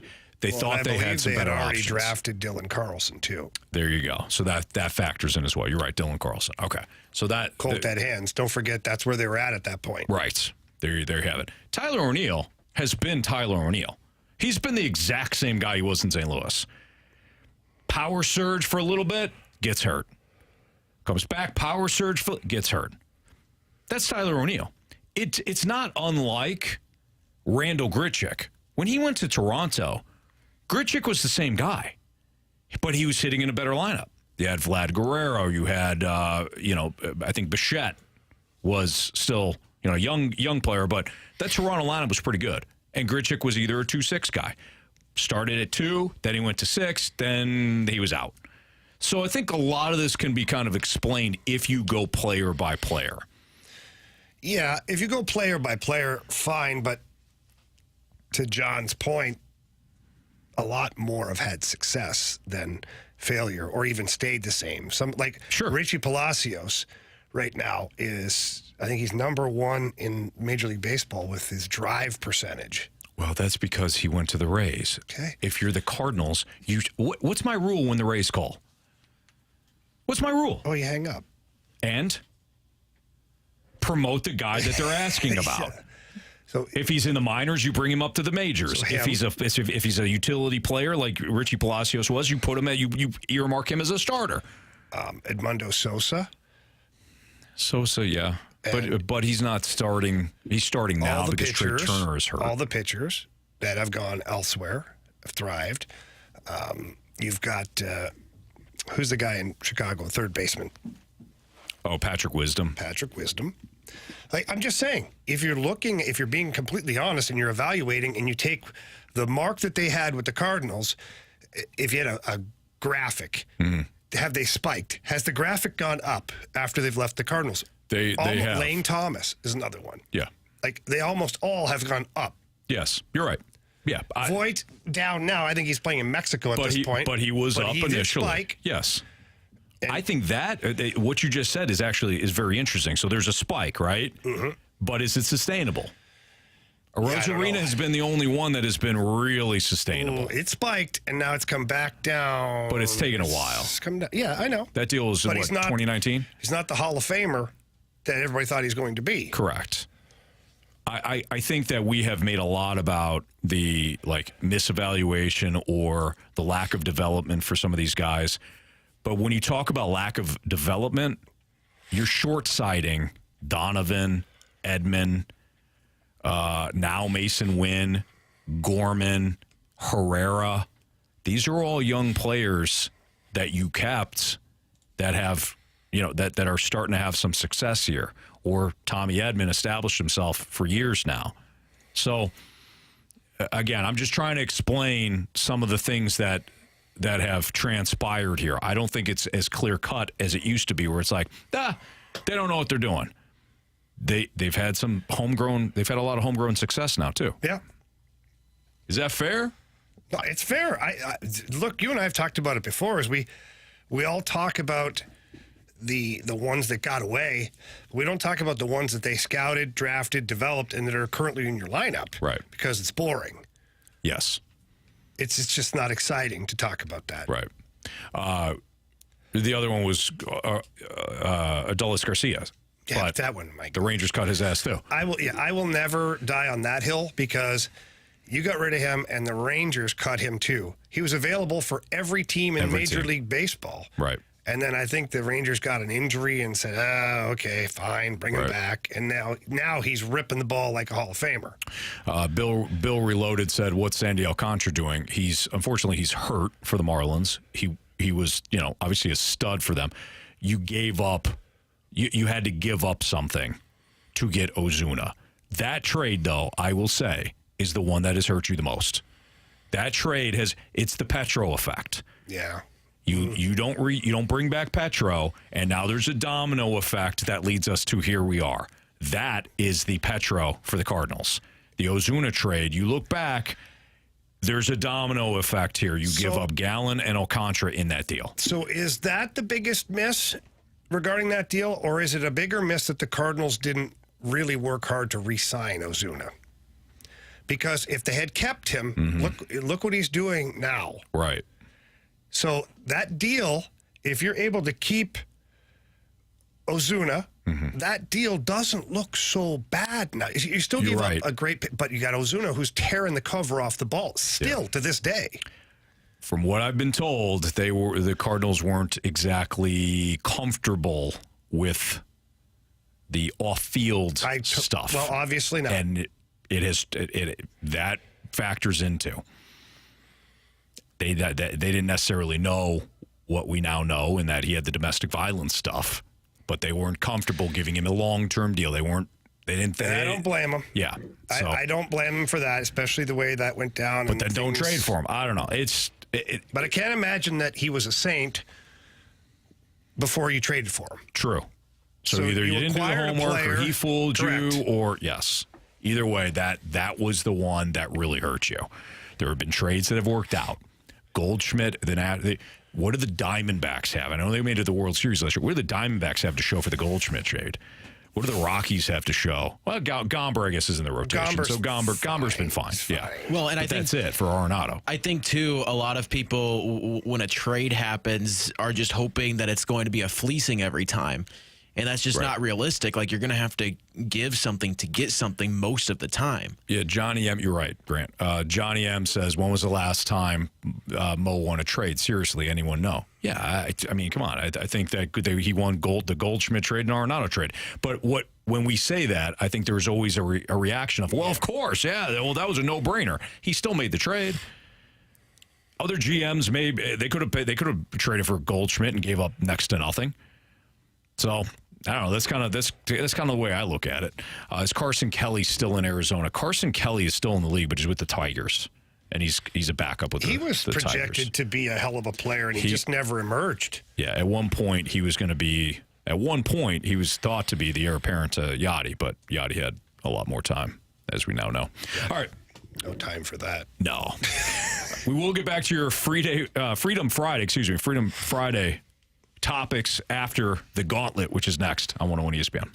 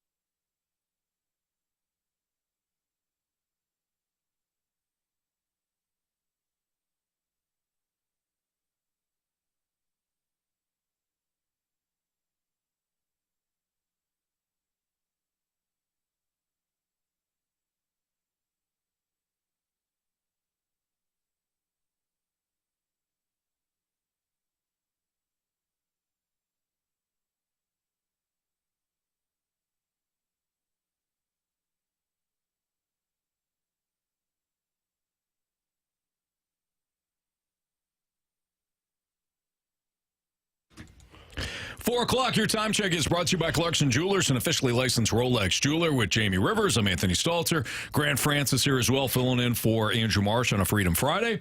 And we welcome in Zach. What's up, Zach? Not much. How's it going, boys? It's going very well, man. We appreciate you joining us today. Would you like to take on Jamie or me today? Jamie, please.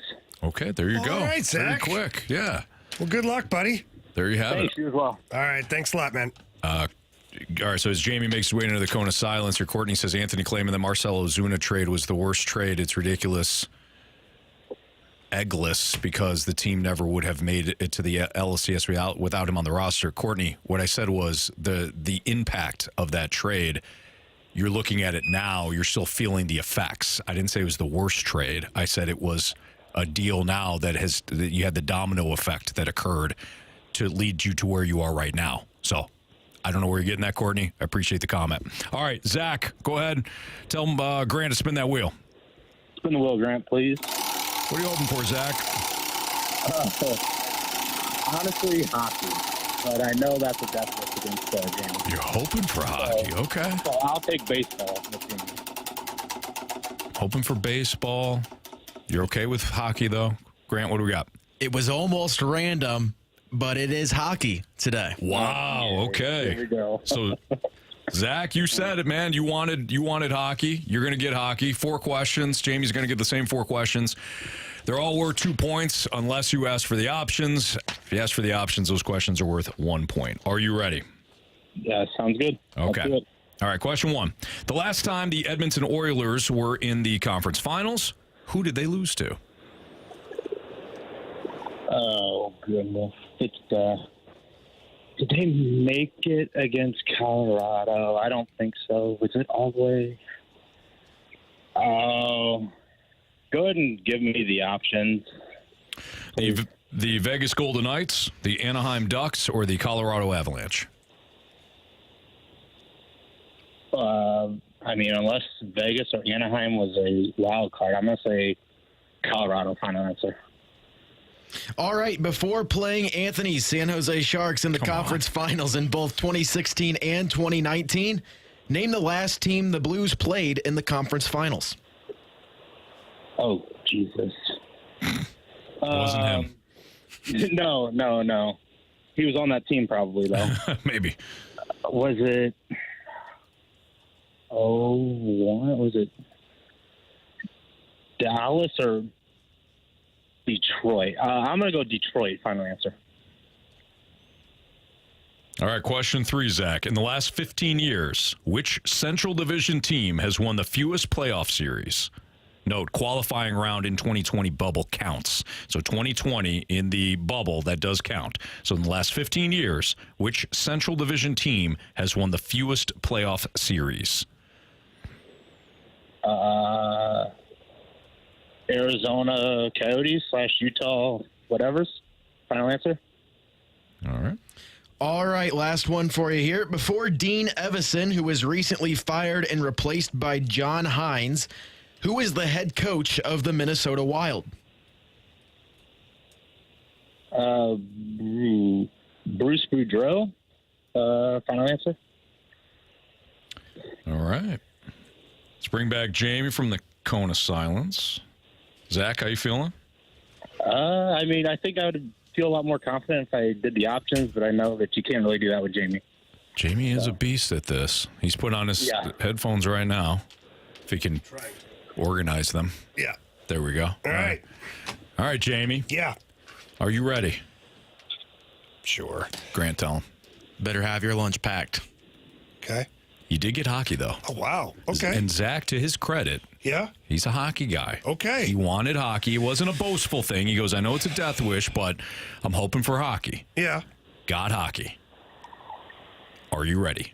Yeah, I better be, apparently, huh? All right. Question number 1. Okay. The last time the Edmonton Oilers were in the conference finals, who did they lose to? Okay, so did they make the conference finals? Last year, no, that was Dallas and Vegas.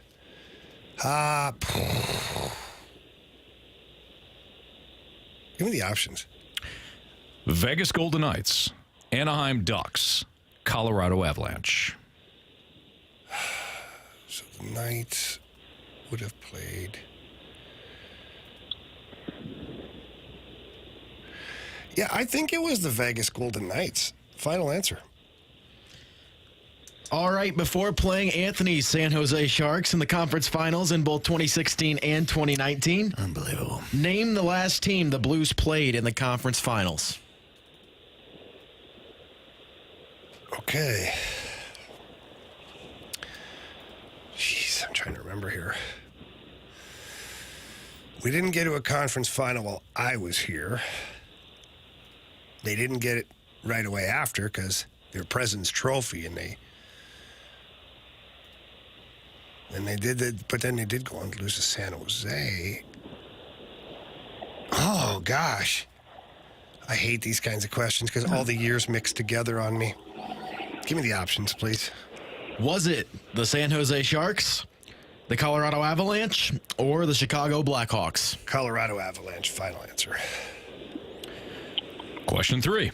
In the last 15 years, which Central Division team has won the fewest playoff series? And the 2020 bubble does count. The qualifying round. Yeah, the qualifying round counts. Okay, can you repeat the question, please? In the last 15 years, which Central Division team has won the fewest playoff series?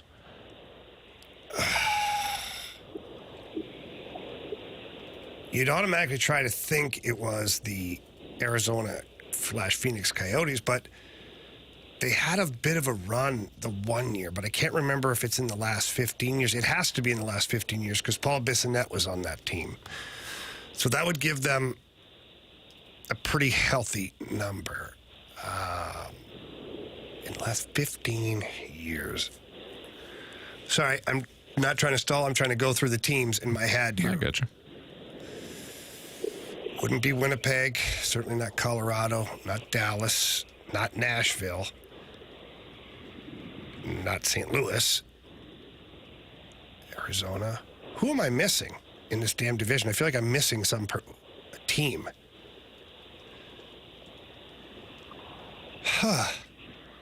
Maybe it is the Coyotes. It's Dallas. Went to the Game 7 and second round there. And then the Blues, obviously Stanley Cup final. Winnipeg Jets, maybe? Winnipeg Jets. Final answer. All right, Jamie, before Dean Evison, who was recently fired and replaced by John Hines, who was the head coach of the Minnesota Wild? Okay. Who the hell was that? Was that Bruce Boudreau? No. It was Mike Yeo, and then who the hell else was there right before Dean Evison? John Torchetti? Damn it, give me the options. Was it Bruce Boudreau, Mike Yeo, or John Torchetti? It's John Torchetti. Final answer. Damn it! All right, let's go over these.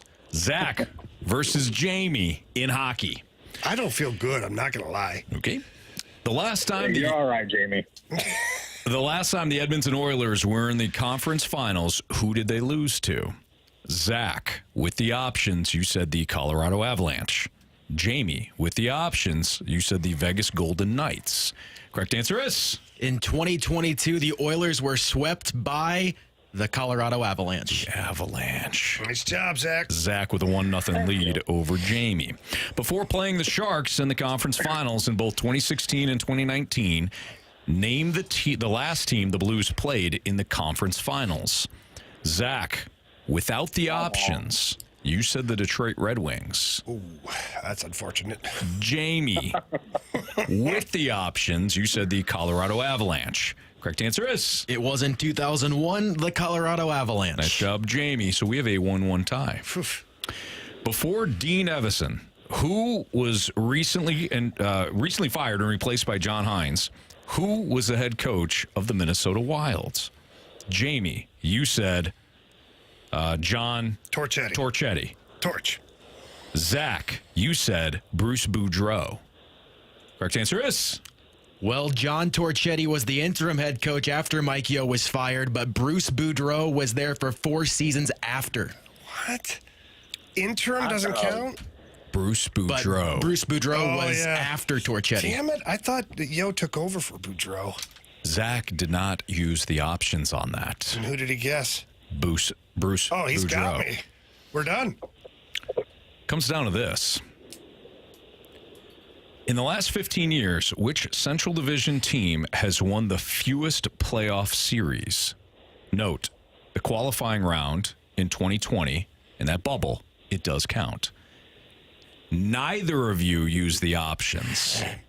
I'm so not sure about my answer. Zach, you went with Arizona / now Utah. Jamie, you went with the Winnipeg Jets. Neither of you used the options. Jamie's down by 2. So if it's the Jets, we've got a walk-off. Oh, no, it's the Wild.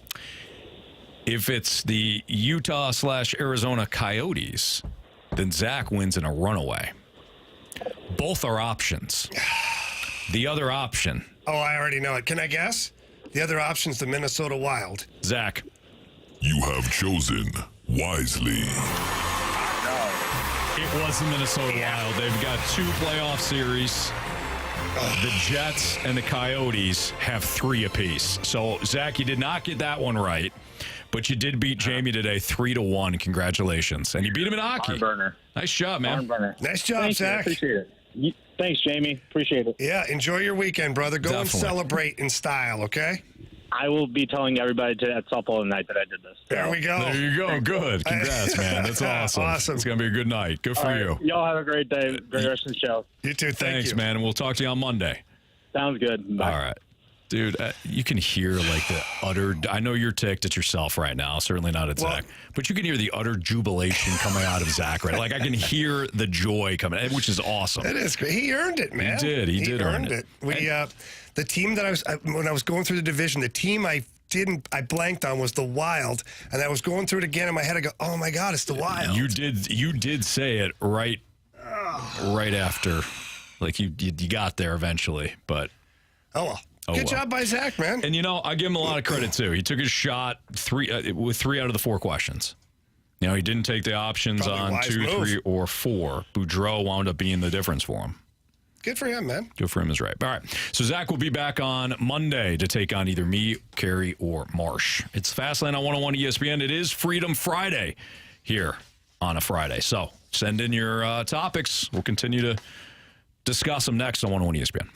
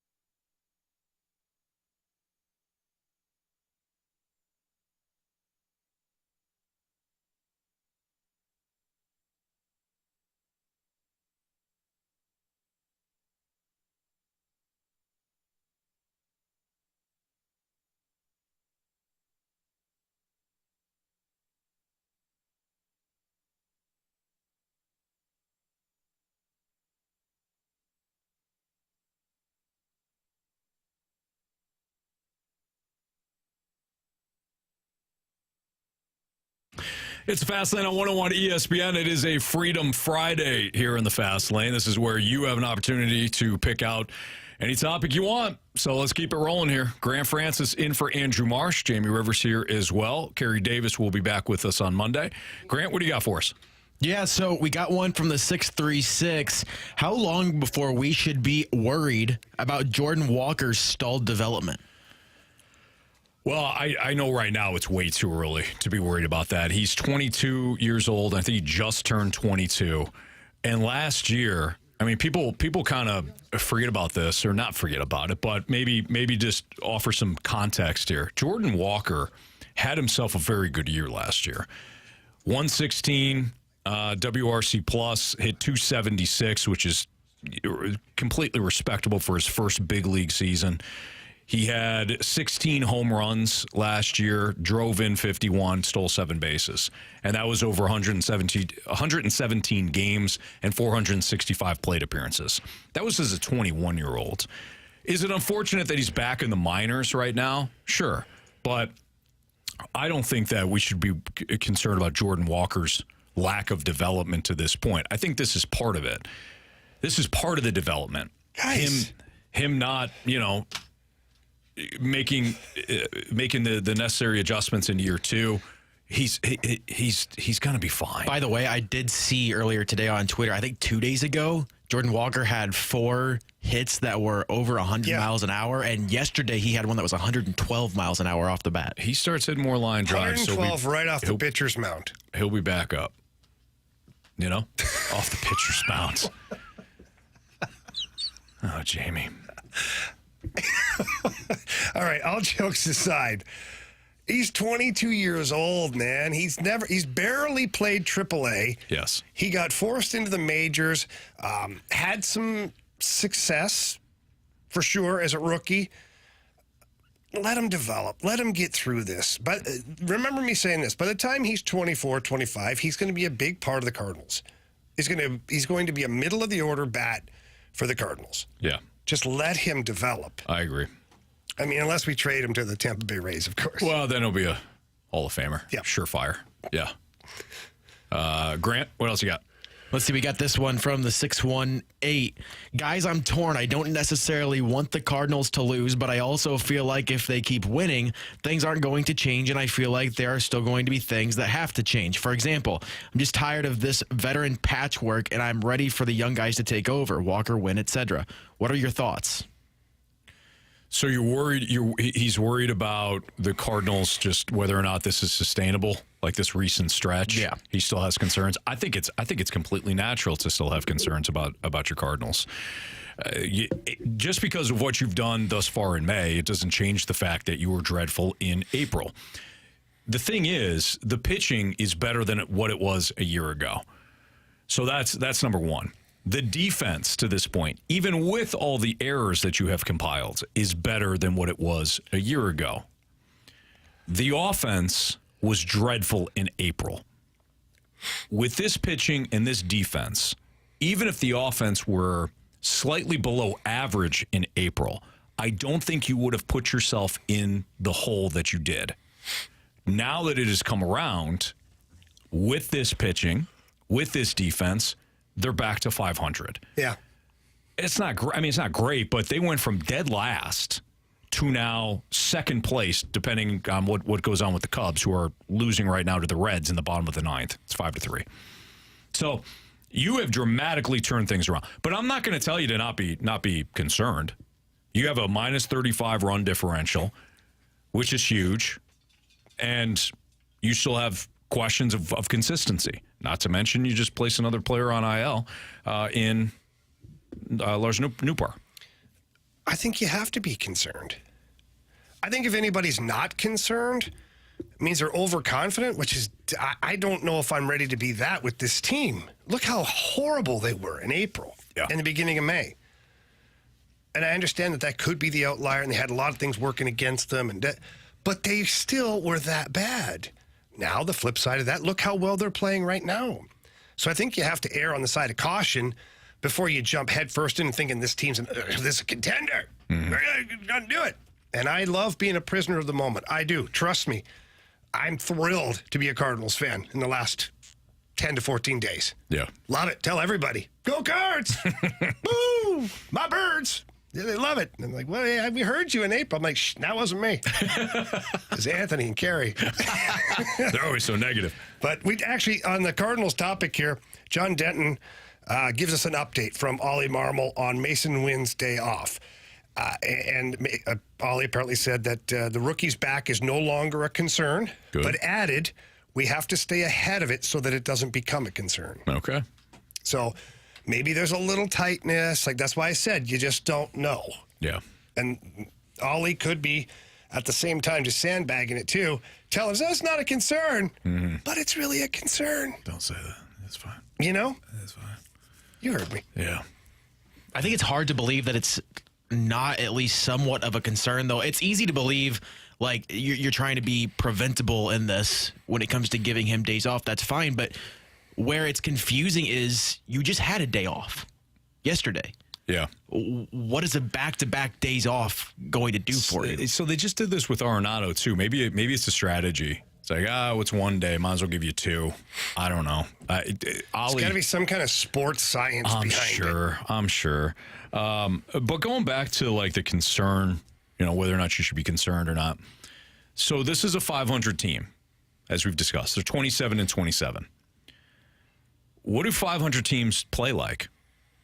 They play with inconsistency.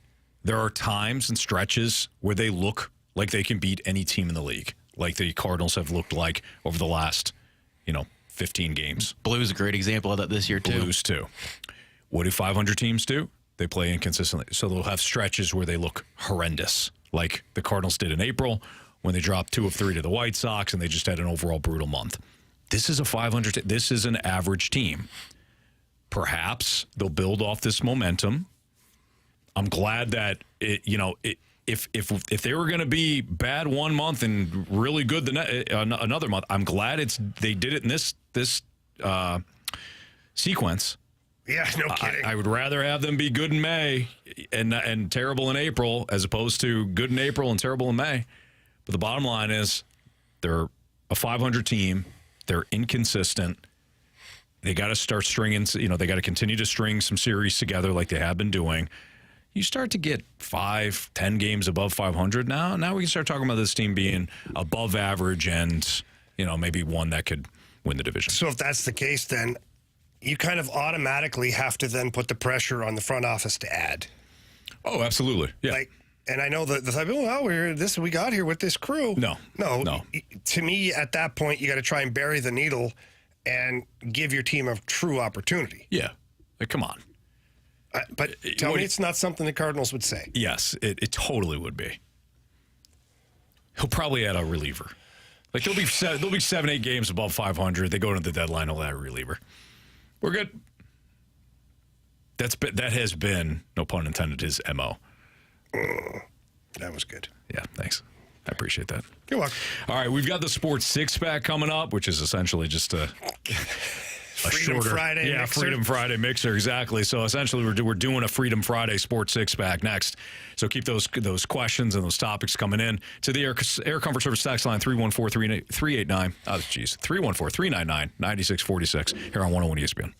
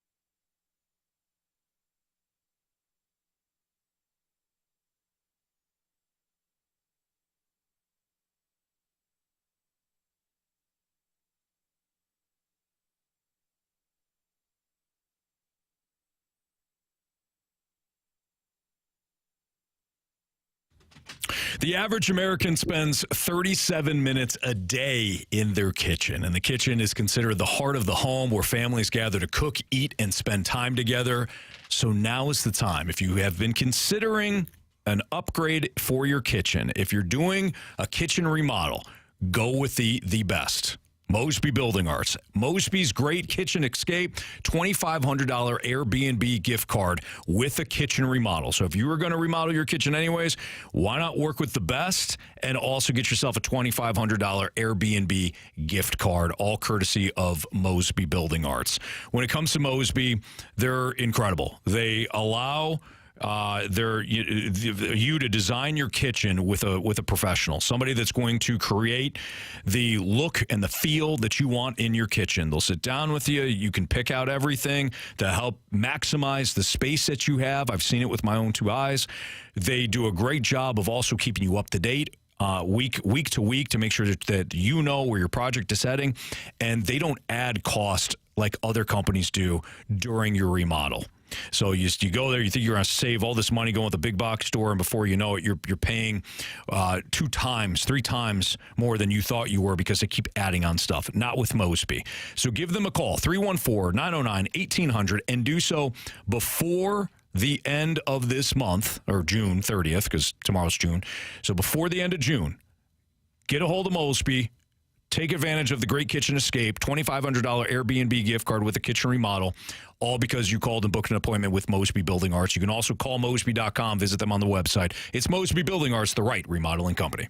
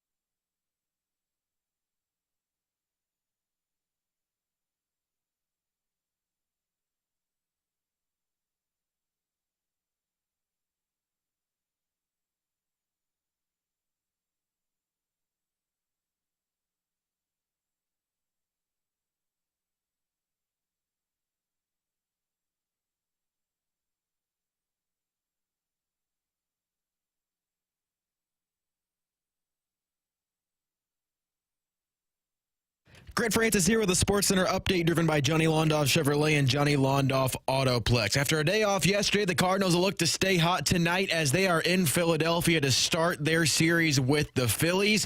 Miles Mikolas on the mound for the Cardinals in Game 1 versus Aaron Nola. First pitch coming up in just over an hour or so at 5:40. Of course, this weekend it's going to be a big sports weekend in St. Louis. The Battlehawks have a big game against the Brahmas, hoping to clinch home field advantage advantage in the playoffs. That game at 3 o'clock Saturday at the Battle Dome. And then City SC in action as well on Saturday down in Miami as they take on Inter Miami. Tonight here on 101 ESPN, we'll have Game 5 of the Western Conference Finals between the Stars and Oilers, a series that's tied currently at 2 games apiece.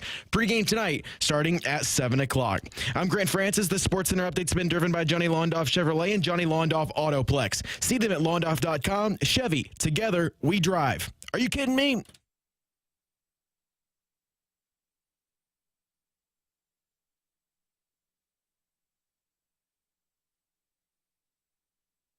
To answer your sports questions. I want to ask you a bunch of questions, and I want to have them answered immediately. Asking me all these weird questions. Answer the question. Answer the question. Answer me! The Sports Six Pack is now. All right, a Freedom Friday version of the Sports Six Pack with Jamie Rivers and Anthony Stelter's Grant Francis with question number 1. Question number 1.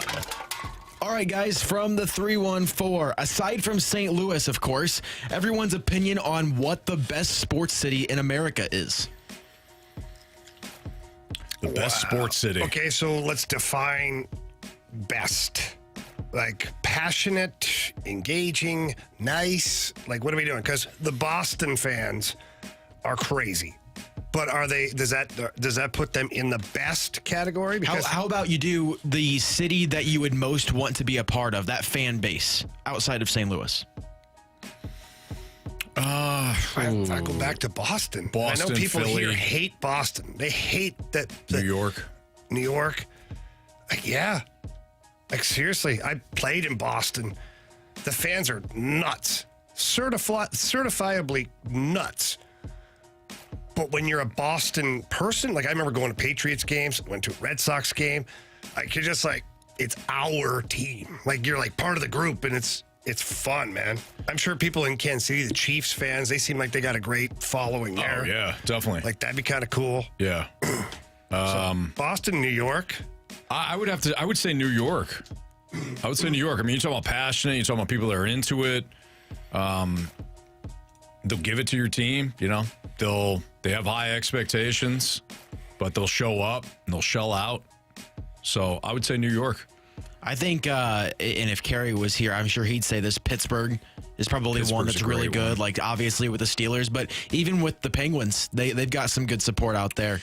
Do you know an underrated fan base? And Jamie, I think you'll agree, is Detroit. I was thinking that too. Detroit is an underrated sports city. I was also great. thinking Nashville. I think they're underrated. Well, I think if the Titans were good, they would get a lot of support. And when the Predators are playing well, if they're in the playoffs, they get a ton of support. Like that run they had in 2017, going to the Stanley Cup final, they were crazy in Nashville. Yeah, that one's good. I do agree with the Detroit one.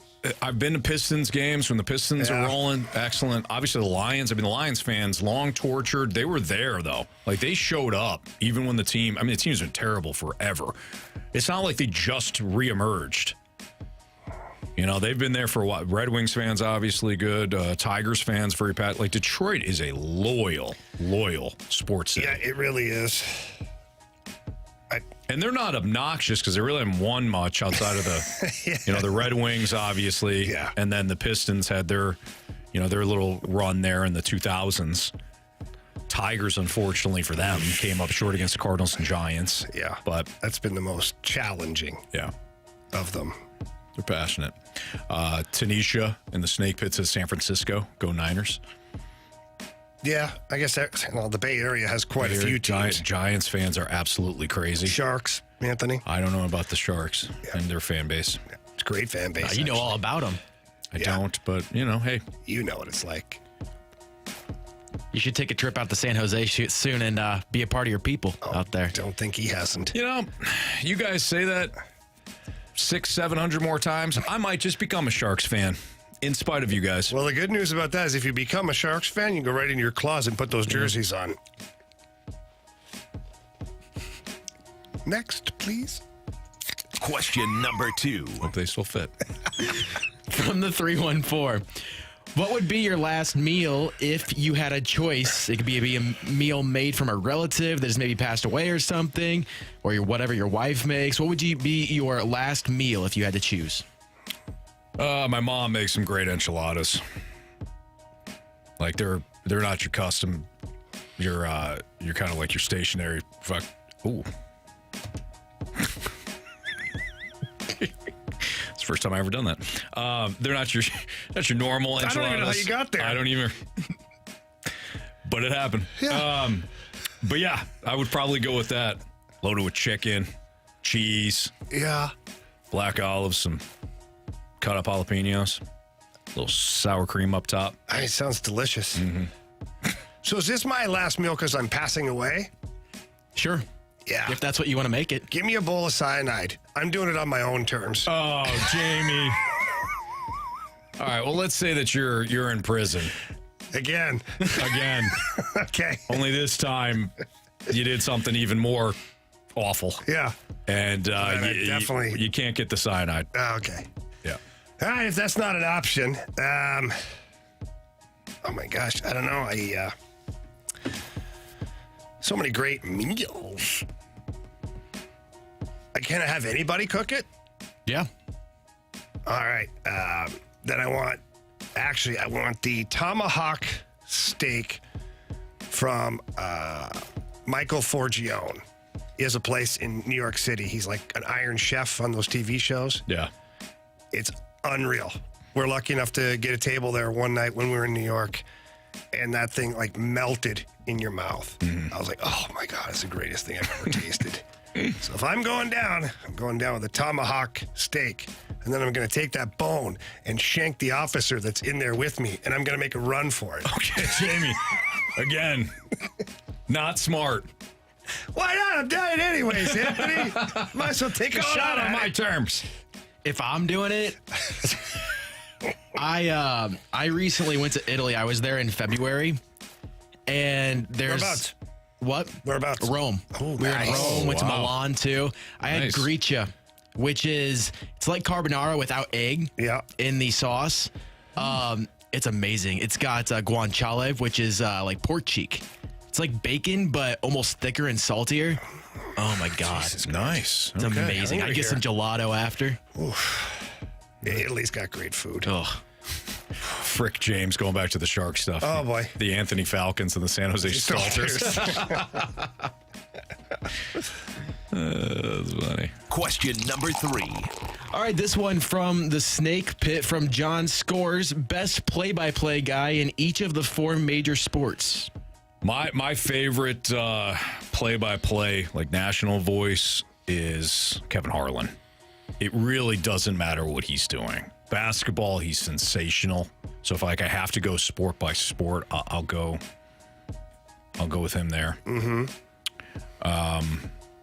I love Danny Mac. I love Dan McLaughlin. Danny Mac was fantastic. Yeah. Yep. So baseball, great.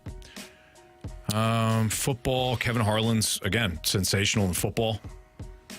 Like, you get a Thursday night game with Kevin Harlan, even if the game is bad, Kevin Harlan will make it entertaining. What are you for hockey? I don't know. There's so many good guys out there now. Like, used to be Doc Emmerich was like He's my all-time favorite he's guy. the measuring stick, right? Gary Thorne has been forgotten about, but he was incredible. You know who I really like who passed away is Dave Strader. Dave Strader He was awesome.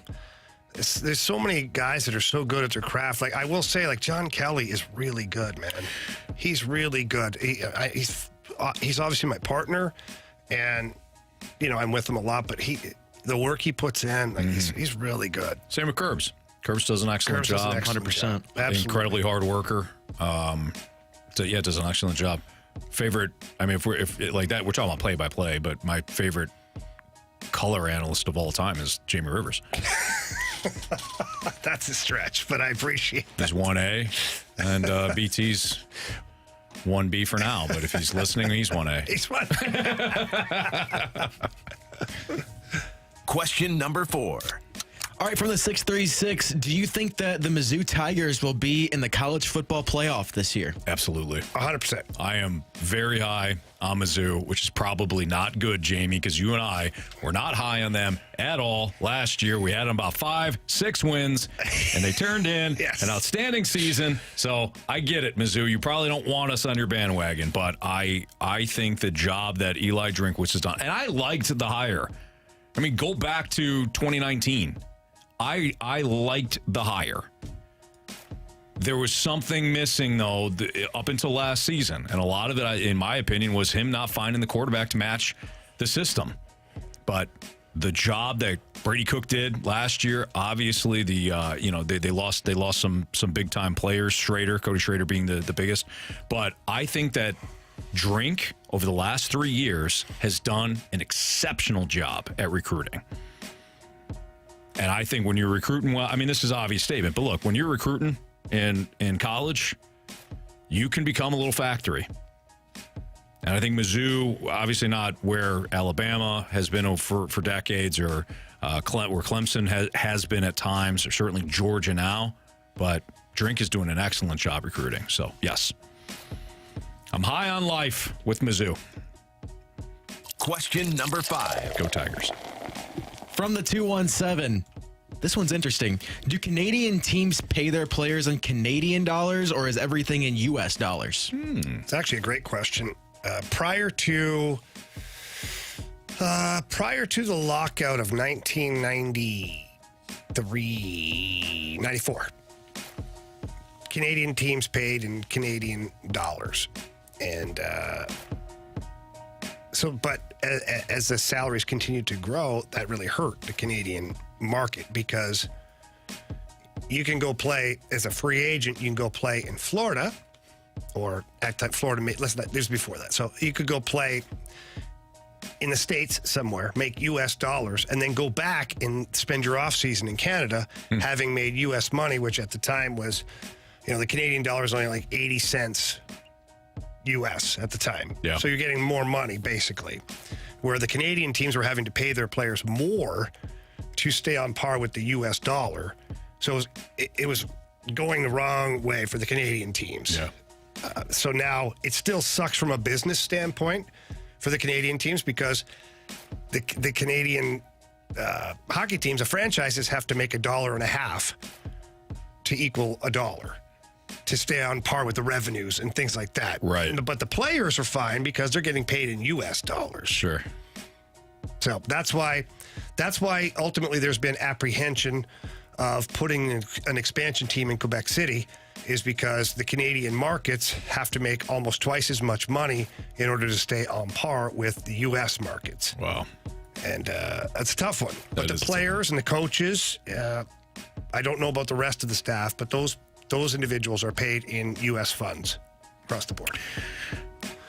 We're not talking necessarily about just being the Canadian dollar and all that, but what you had to do, Jamie, and what all the athletes do now, having to pay taxes in every state that you play in is state crazy. that you play in. My tax That's returns. awful. Well, one, I never did them. Like my accountant.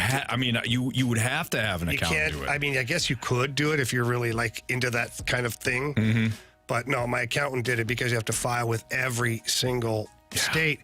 Screwy thing is during the lockout year in 2005, the following tax year came around, and all of a sudden there's a freeze on my account from the IRS. Uh-oh.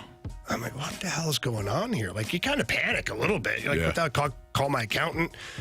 He's like, I have no idea. I'm going to send you a quick power of attorney. Send it back to me, and I'll get in touch with the IRS on your behalf. Sure. So he gets in touch with them. Well, because it was so frequent that the state of California was taxing me, well, there was a whole year that went by, and they're like, wait, how is this guy not paying taxes in California this year? So it flagged. It dinged me. It flagged me, because they thought, but it was a full year of a lockout. So I'd never actually worked in California that year. Right. Yet the state of California was still taxing me like I did. Oh, jeez. And I didn't pay the taxes because you didn't pay. It Right. didn't even come to me. Right. So then they froze my account. Oh.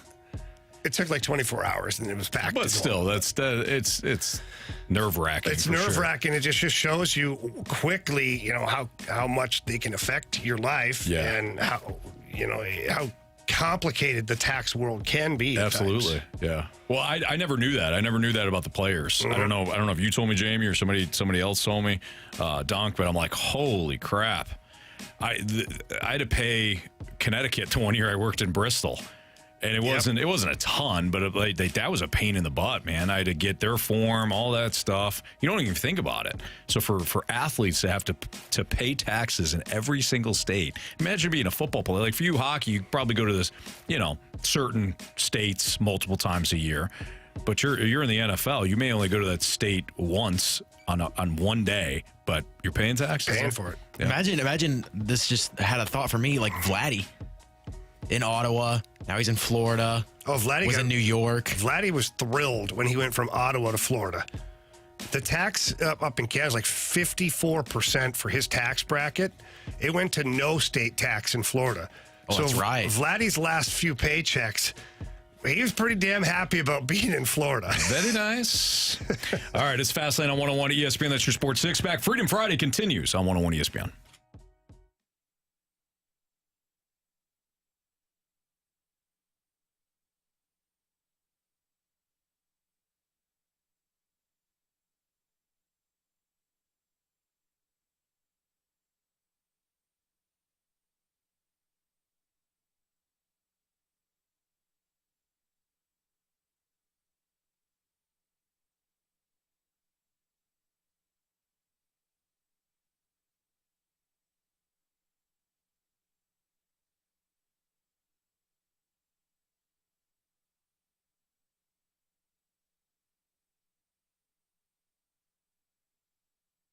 When it comes to buying a home, when it comes to debt consolidation, when it comes to, Jamie, just trying to figure out where the Federal Reserve is going to take things with rates, our guy Stewie's on top of it. He's phenomenal. Jamie and I both use him personally, and we couldn't recommend Stewie any more than we do here on 101 ESPN, because when it comes to saving money, his client's money, over the course of the loan, Jamie, Stewie can't be beat.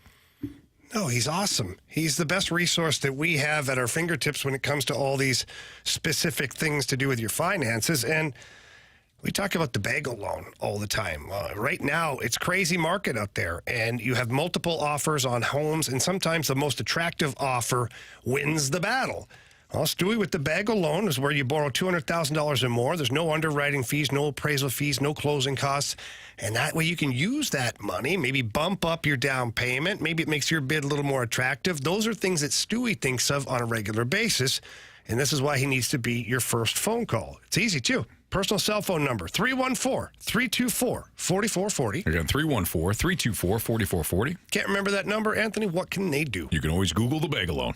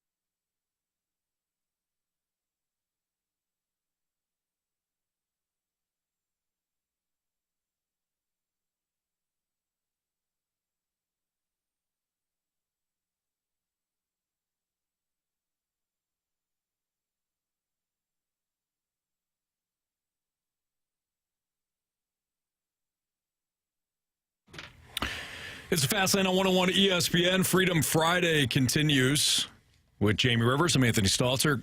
Grant Francis pinch hitting now for Andrew Marsh. Doing a great job today.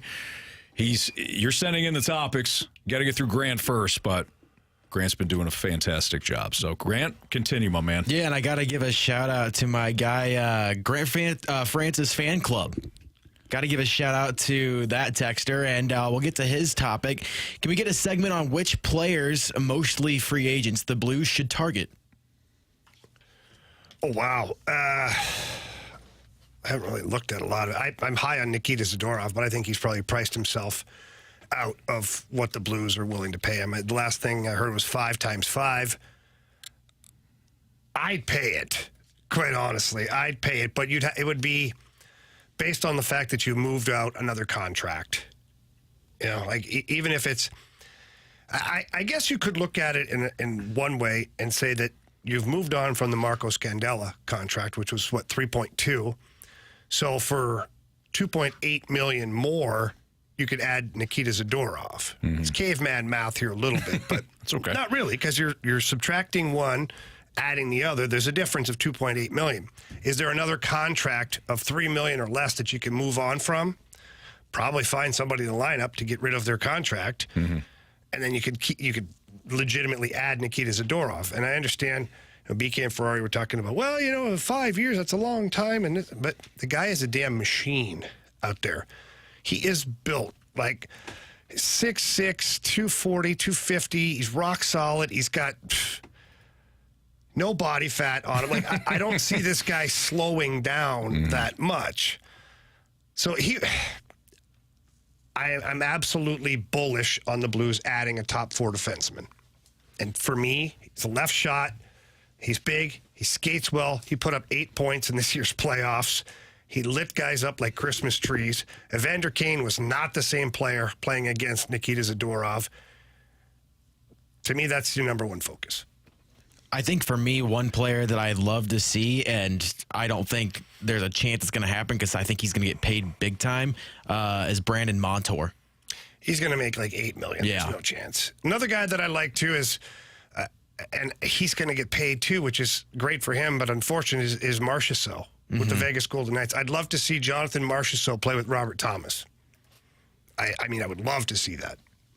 But I don't think you'll see that. But the other problem with that, too, is that Marchessault's 33 years old, and that's not really the area that that the Blues are really looking to sign at this point. You're right. But what would the term be? Like, what's he looking for? I'm sure he's looking for 8 years. Yeah. The longest contract possible. He's looking for the max, right? I mean, that's the battle that GMs have with some of these 33, 34-year-old players is they're wanting the contract that's a year or two too long. Yeah. They know it, but they want it. And some teams are willing to give it to them because, well. But you're right. Marchessault doesn't really fit the bill based on the fact that you're not in win now mode. You're in retool mode. And by the time you're in win now mode, Marchessault could be 35 or 36. And what does that look like? Not great. Maybe. You never know. But typically, could be Patrick Kane. Could be one of those guys. Oh, boy. Someone brought up Marty Necas, which I know is a name that's been tossed around a lot. What do you think about him? I'd pass. I've You've watched not been high on him at all. I'd pass. He doesn't have the makeup to be a winning player, which is why he didn't play as much in Carolina, which is why they're going to move on from him. Yeah. That tells me everything I need to know. And there's one more and I know I just talked about how the Blues are looking to sign younger players, not older players, but with David Perron being a free agent again, do you think the Blues explore that at all? Bringing him back on a short-term contract? I would. I would too. You're trying to rebuild that culture, and I understand it's like, it's not the Matt Carpenter deal. Like, as nice as it was to see Marp hit a home run the other day, David Perron, think about this for a second. Your power play last year ended up being not bad. Mm-hmm. But think about this, Grant. Robert Thomas loves to play on his strong side. And he loves to pass it up to Torrey Krug, who drives the middle of the ice and lays it back. And Robert Thomas loops out to the blue line and then goes straight down that side looking for a shot. We saw it. He'd shoot the puck. Jake Neighbors got a lot of deflections and all that. Can you imagine if he had the option as he's skating down to look off the goalie and slide it through the diamond to David Perron for a one-timer on the other side? Yeah, and we've talked a lot during the season. Pretty. Forget about it. Yeah, we talked a lot during the season about how the Blues didn't have much of a one-time threat anywhere. At all. Yeah. At all. So, if nothing else, David Perron could probably pay for himself on the power play and in the locker room. Yeah, absolutely. Someone else from the 314 asked, how much is the cap going to grow over the offseason? About $4 or $5 million, I think, is what they predicted. So, what's unfortunate is some teams, like, people are like, oh, that's an extra $4 or $5 million. A lot of contracts kick in that you've already signed, and that $4 or $5 million. Planning on that's it. right. Yeah. Some of that's going to be eaten up quickly. That would make sense. Yeah. Here's a question for you that I just thought of. Utah right now, speaking of cap. Cap Friendly says right now they're going to have $43 million in cap space. Just wait till you see what happens in Utah. That owner, I have paid attention to him closely since he purchased the team. This guy is a savage in the best way possible. Like we talked about Mark Cuban earlier, like that young owner. This guy is awesome. And he wants all of his sports teams that he owns, they're all under the same umbrella. He's got people from the basketball team that work with the soccer team. And for him, it's like we're one big family. If I've got somebody in my basketball training squad or whatever that can help my NHL player develop certain skills or muscles or whatever they got to do, he's going to go over and work with that guy. And vice versa, if the NHL has something to offer to his basketball team and he owns the soccer team there as well, he's going to go out and find an unbelievable bunch of players. Now, Bill Armstrong, this is your moment because you got hired to be the general manager in Arizona and you were given nothing. In fact, you were told, lose. We can't afford anything. Take on players that have been retired for 3 years. We want their contracts so we can LTIR this money and just bleh. Now, Bill Armstrong, this is your moment. What are you going to do with 40+ million in cap space when you have a great young nucleus of players? Clayton Keller, Logan Cooley, like they've got some pieces there. I'm excited to see what they do. If you're a Utah fan, this affects the Blues too because Utah will be in the Central Division. Yep. If you're a Utah fan, where would you, with all this cap space, where would you be hoping them to finish? And what's a realistic expectation?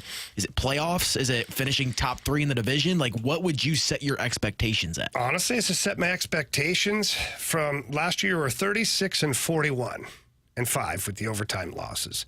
Set my expectations to finish 10 games above 500. Wherever that lands me in the division, it's fine. But now you're a winning hockey team, and you're creating a winning culture for that group. If you set the expectations to be playoff bound, you're setting yourself up to be disappointed and crushed. And your fan base, what are you telling them? Let's let them grow with the team. We don't everybody, well, the owner and the manager said we're going to be a top 3 team in the Central. That means we're going to be a playoff team. And then when you finish, 4 points out of a playoff spot, it's a disaster. Even if you might be 8 games above 500, it's a disaster. Yeah. So, for me, finish 10 games above 500. Look at the Blues. Blues finished 10 games above 500. Well, they went I shouldn't say that. They're 43, 33, and 6 for the overtime. That overtime loss thing, that kind of screws things up a little bit. But I think you set your mark at that, what the Blues did last year. I know it sounds underwhelming, but then if you exceed that, that's where you start to grow as a team. If you don't accomplish a goal you set for yourself that because it was unrealistic, that has a negative effect on the group. We'll tell you what's going on with the Cardinals lineup. There's been a change and a scratch, so we'll tell you what's going on there. And we'll continue with the Freedom Friday topics next on 101 ESPN.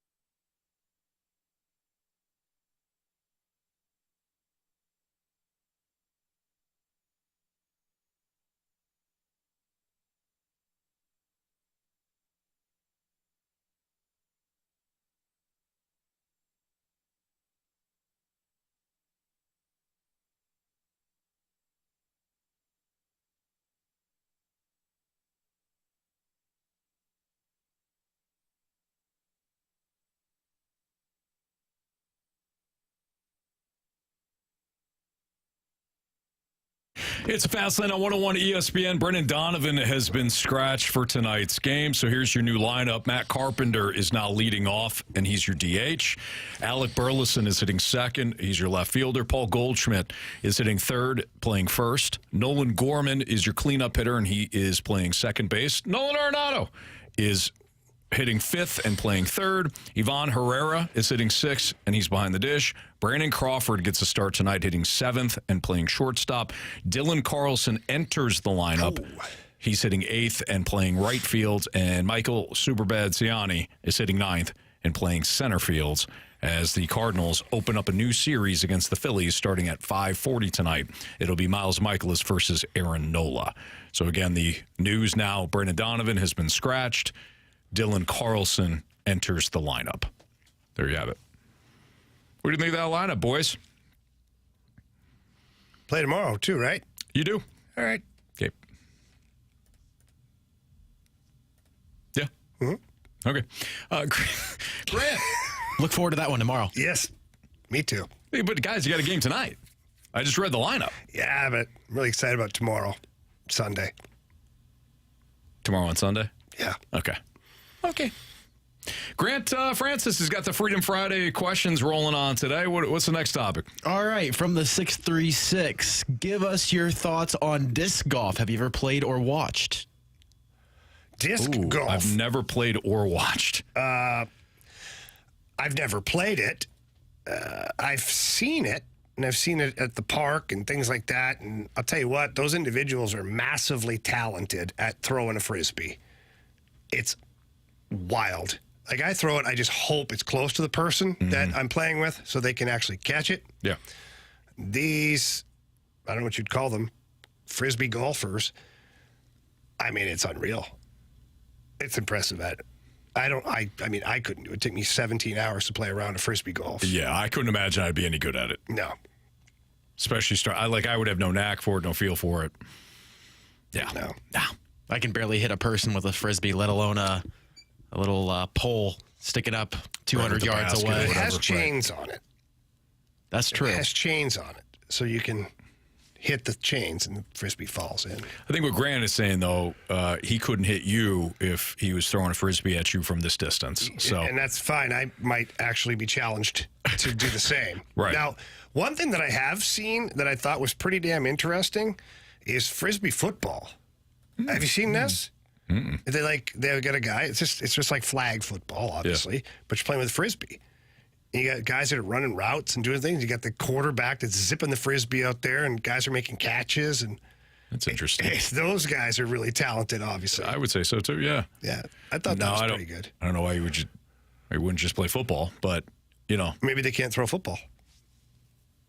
Yeah, good call. Yeah, don't say, "Oh, how can you not throw football?" I'd be like, "Go throw a Frisbee." I wasn't I going saw there. it in your eyes. No, you didn't. I did. I wasn't going to say that. What I was going to say Listen, is... we don't know what you're saying today. We've already hit the dump. Sounds like once. you're saying Anthony hates Frisbee players. Wow. That's Grant. That's what it sounded like. Hey, Grant, don't encourage him. Grant. Okay, he doesn't need any help to be encouraged. Unfortunately, I heard the same thing. Oh boy, yeah, we had this is the first time. Was that your first dump? Yeah, first dump You'll on never air. forget your first dump. Never forget your first dump. It wasn't Anthony. even a good one either. I don't even know how you got there. Well, because I was going to say, I say F and A a lot, like off air. Well, you said it, and I looked at you. Well, I'm like, I said, did he just say that? I did. And then Anthony had to hit the dump button because he used the F word. Yeah. At first, I just thought you stumbled over a word. He kind of did. I did. At least I cut it off, cut off the last part of it. But the main one that gets us fined, I said it. So we're all over it, though. We dumped it. Okay, apparently it's called Ultimate Frisbee, not Frisbee football. Okay. Oh, my bad. I've heard now of I that. can't talk about Frisbee. Well, it's like soccer guys. Don't talk about soccer unless you know everything about it. Right. No, I'm just kidding. They're being helpful. Thank you, text line. I don't want to think it like I'm not. Yeah, I'm don't. Not bad. Yeah, just don't. It's not worth it. Elitist. Grant. Yeah, elitist. Exactly. You've already been. What? You've already been The called elitist, retired professional, No, I thought he's entitled. entitled elitist, retired professional. That's athlete. correct. Yeah. I might have a T-shirt made up with that on it. You know who you are and what you've done. I'm ashamed of myself. Yeah. From the 314, can the Steelers win a playoff game this season? Who says they're making the playoffs? Sorry, Kerry. Down in South Beach right now. Yeah. I'm not. Look, it's Mike Tomlin, so they're going to be in the mix, right? Like they're going to have They'll be 500. He's turned into the new Jeff Fisher. Oh, wow. Jeff Fisher would actually love the fact that you play 17 games now. He'll either be under 500 or above 500, you know? So Tomlin... He'd miss a game and somehow still be 79. Right. Yeah, exactly. Yeah, he'd get the draw going on there, or the tie. Look, you know that defense is going to be very good again. I'm not the biggest Russell Wilson fan these days. Arthur Smith, though, for everything that I've said about Arthur Smith as a head coach, one, he didn't have a quarterback last year at all. And two, the man knows how to design run plays. If they will run the football this season. They couldn't a year ago. That'll take some of the pressure off of either Russell Wilson or if Justin Fields eventually gets in there. I say they're a wild card team, but no, they don't win a playoff game. Steelers? Yeah, but I reserve the right to change my mind as we get closer to football. The ultimate loophole. You know what? I predict that the Detroit Lions will win the Super Bowl. However, I reserve the right to change my mind if they lose. Well, Jamie, I still haven't heard your opinion on this. I just told you. Criticize all you want, but eventually you have to have an opinion on it. I was waiting for you to stop talking. Okay. Well, I'm done. Good. With you and everything. But are you done? Yeah, go ahead. Good. All right. The Steelers aren't making the playoffs. That's bottom line. So I don't have to worry about winning a game. They're not making the playoffs. Cool. All right, there you have it. They're not. I think they will. Have you seen their quarterbacks? Have you seen them last year? They made the playoffs last year. Yeah, but the division's going to be better. The conference is going to be better this year. There's no way. But the division was the best division in football last year, was it not? Yeah, not because of them. Yeah. Wow, Jamie, they made the playoffs. I know. I'm looking at the division right now. There's no way you think the Bengals are going to finish last again. I mean, hell, they were 9-8 without Joe Burrow for most of the season. So if the Bengals move back up into the mix here, the Cleveland Browns, I just don't know about the Cleveland Browns. I have no idea what they are. Speaking of quarterback They're a good situation. defense. They've got a really good defense. But who the hell's their quarterback? For me, it's Joe Flacco, the way he played. I know. But so... As opposed to old massage face himself, you know? Yeah, and then the AFC South is just not great either. So they might be a playoff team. I say they're a playoff team. I don't think the they win a Chargers are playoff going to be game, better this year. Like they're going to be in the playoff mix. Hey, whatever. I mean, you know what I'll say? They're not a playoff team, but I reserve the right to change my mind. Let's move on here. Freedom Friday continues next on 101 ESPN, you jerk.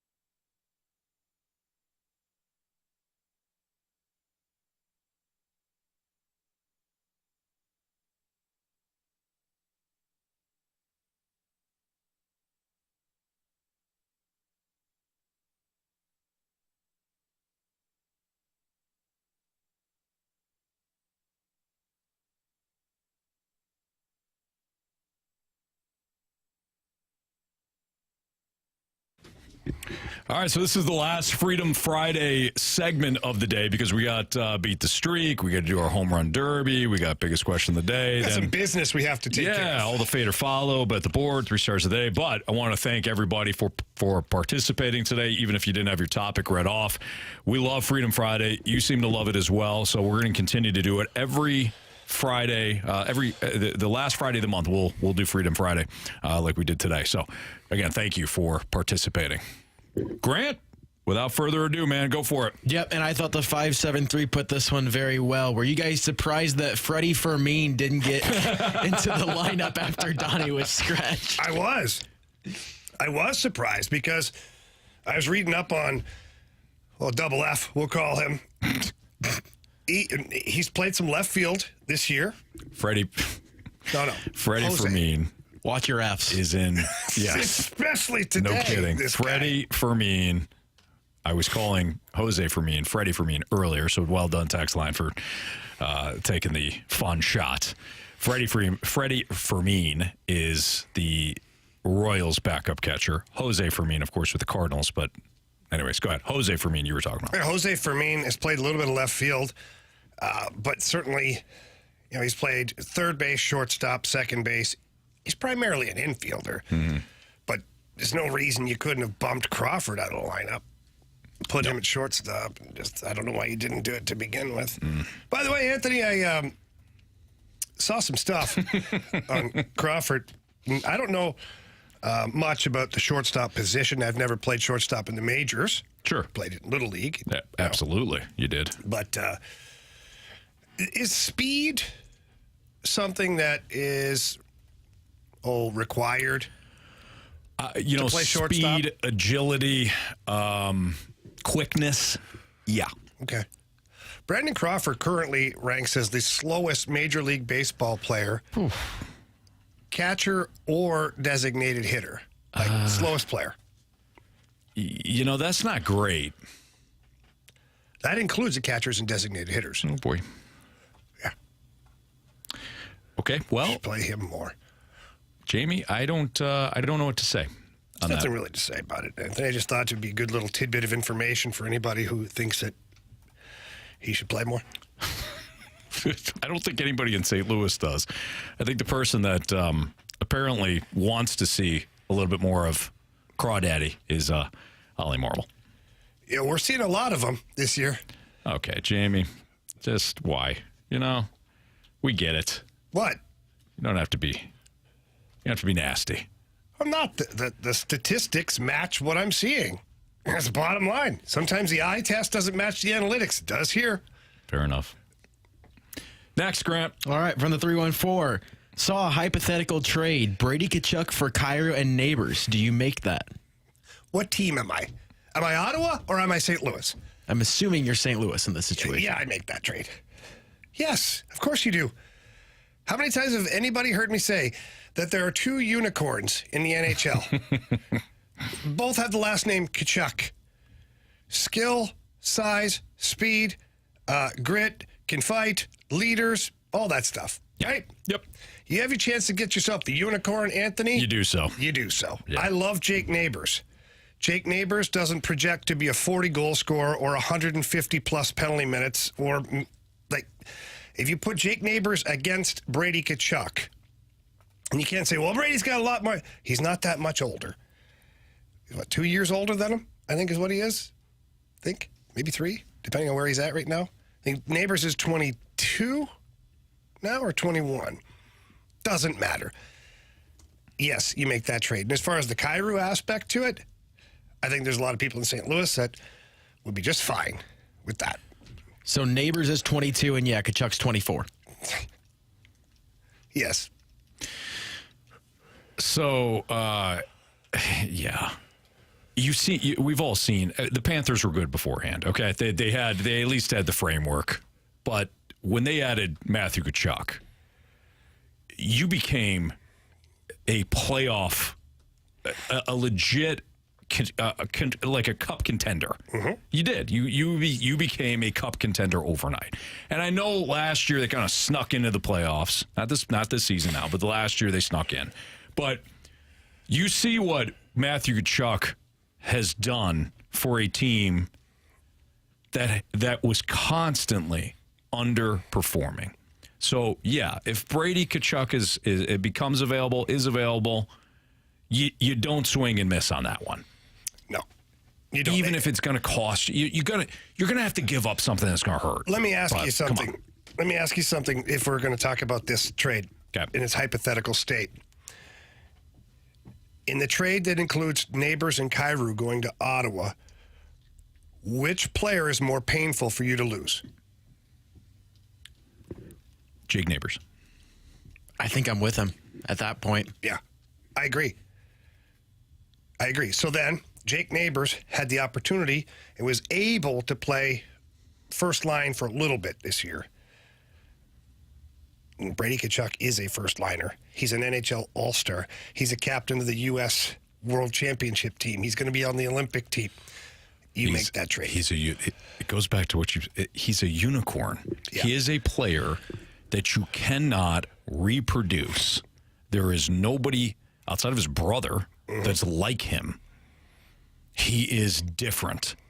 And when you add the element of that compete, of that all-in, hockey is everything mentality, it adds to the persona of the player that you're getting. Character, drive, competitiveness, and oh, by the way, a skill set that is, again, unmatched by anybody else outside of his brother. Yeah. So Grant Francis fan club on the text line says his neighbor's a poor man's Tkachuk. I don't like the wording of that. I get it. I understand the meaning of that. Jake Neighbors is a hell of a hockey player. He's gonna be unbelievable here in St. Louis for a long time. I've said it before. I think he's a future captain, not just an A. I think he could wear the C one day if he stays here with the Blues. So Jake Neighbors is a version of Brady Tkachuk. And there's nothing wrong with that. It's great. He's going to have a really successful career being a version of that.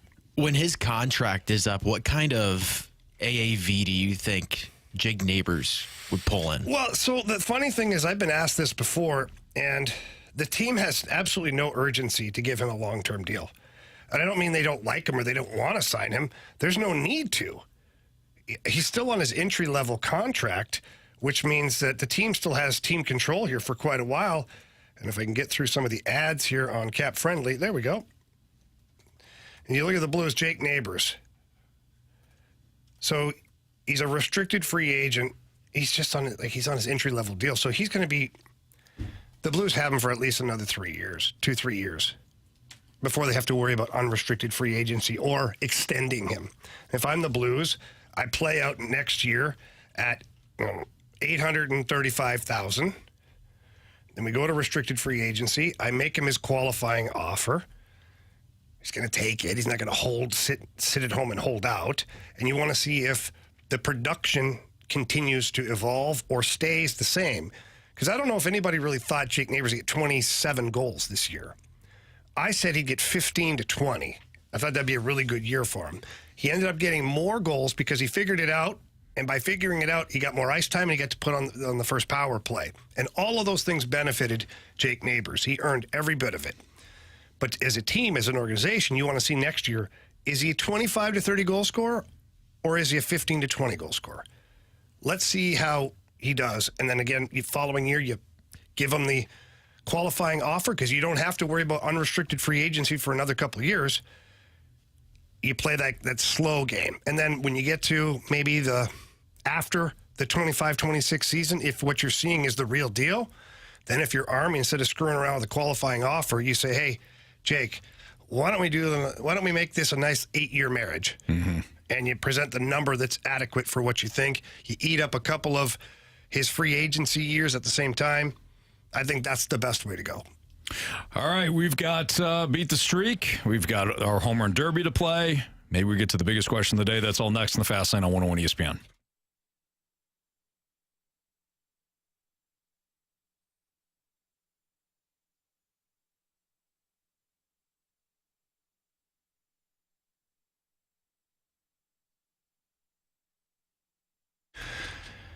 Anthony, the NBA playoffs have been exciting. There has been some upsets.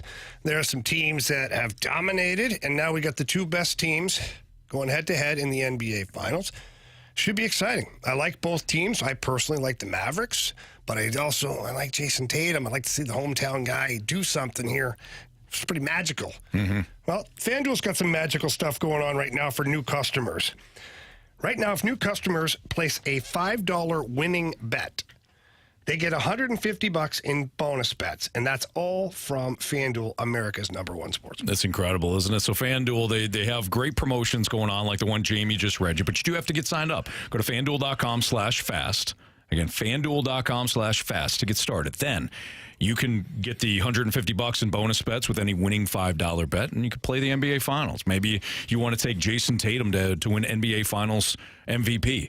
Maybe you want to bet the Celtics to win the championship this year, or combine the plays with some same-game parlays. It's all available at FanDuel. Don't forget about that promo code, though, FanDuel.com/fast to get started with FanDuel, the official sports betting partner of the NBA. Must be 21 or older and present in Illinois. First online real money wager. Only $10 first deposit required. Bonus issued is non-withdrawable bonus bets, which expire 7 days after receipt. Gambling problem, call 1-800-GAMBLER.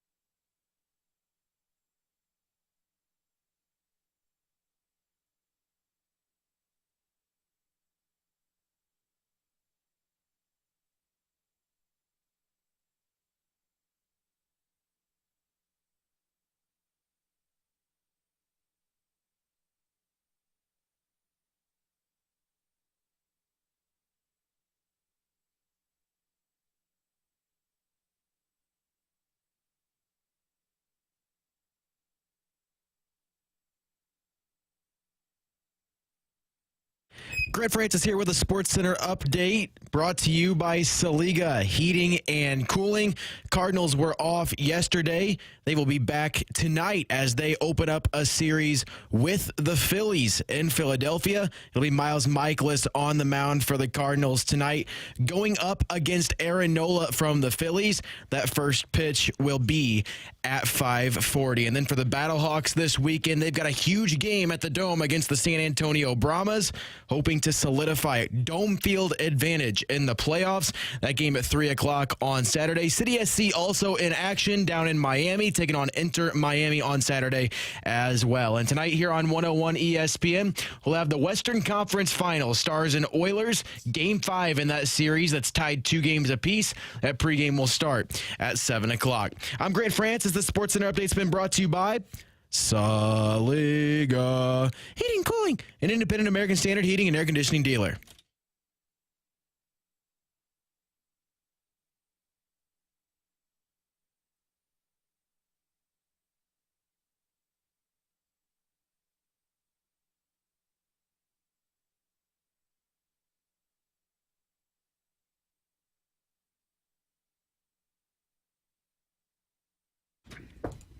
So we're going to play the Home Run Derby, but we do need a new Beat the Streak contestant. So if you want to play Beat the Streak, just text us BTS to 314-399-9646, and then you have an opportunity to play Beat the Streak with us. So we'll get somebody on the line here shortly. But Jamie, you have the lead, I believe. Either you have the lead, or maybe you and Marsh are tied. Yeah. All right. Aaron Nola, right? Yes, sir. All right. That sounds fun. You know what? I think that Nolan Gorman, big boy's hot, staying with him. Nolan Gorman, please. Nolan Gorman. All right. How do you guys want to do this with... Did Marshy text in? No. He did not. No, he doesn't. He don't like us. Crawford. Brandon Crawford. No. Brandon Crawford for our guy, Andrew Marsh. No. What? What's the problem? Just giggling to myself. I think that's what Marsh would do. I think so, too. And I think CD should take Dylan Carlson to hit a home run tonight. Dylan Carlson. You guys good with that? Yes. All right. I'm going to take, why don't you go ahead and give me, you took Gorman? Yeah. Why don't you go ahead and take me, or give me Paul Goldschmidt. Oh, wow. RL Chalk himself. I thought about Goldie for a long second. Did you? Yeah. Did. I thought about the other guys, Crawford and Carlson, but they're off the board, buddy. they're off the board. Nothing I can do. Yep. So there you have it. All right. All right. So, Grant, why don't you get us the biggest question of the day? And then you can line up Beat the Streak here for us. We'll give you a second to call somebody. It's time for the Fast Lane's biggest question of the day.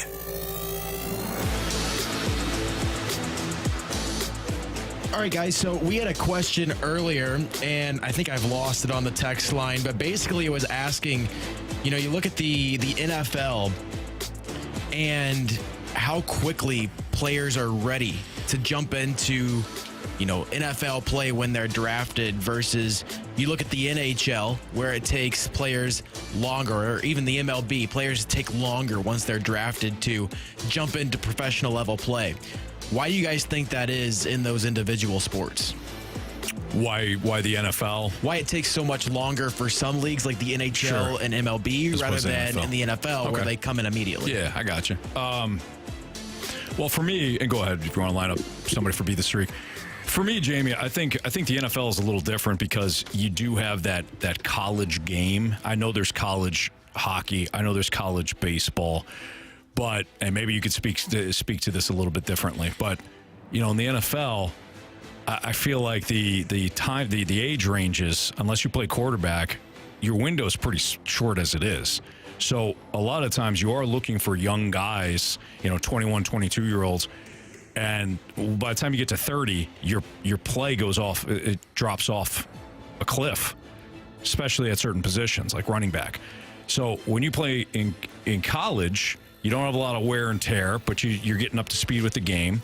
A lot of the NFL has adopted some of the college systems now and things like that where a player just steps right in. He may not know the terminology, but he'll know what the offense is trying to accomplish. So that's a smoother transition. And really, I think ultimately, especially with baseball's really technical.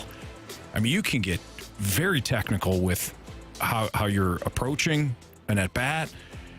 Pitchers, if you don't know how to throw strikes, you might be able to throw 98, but you don't know where it's going. You have to refine those skills before you get to the big league level.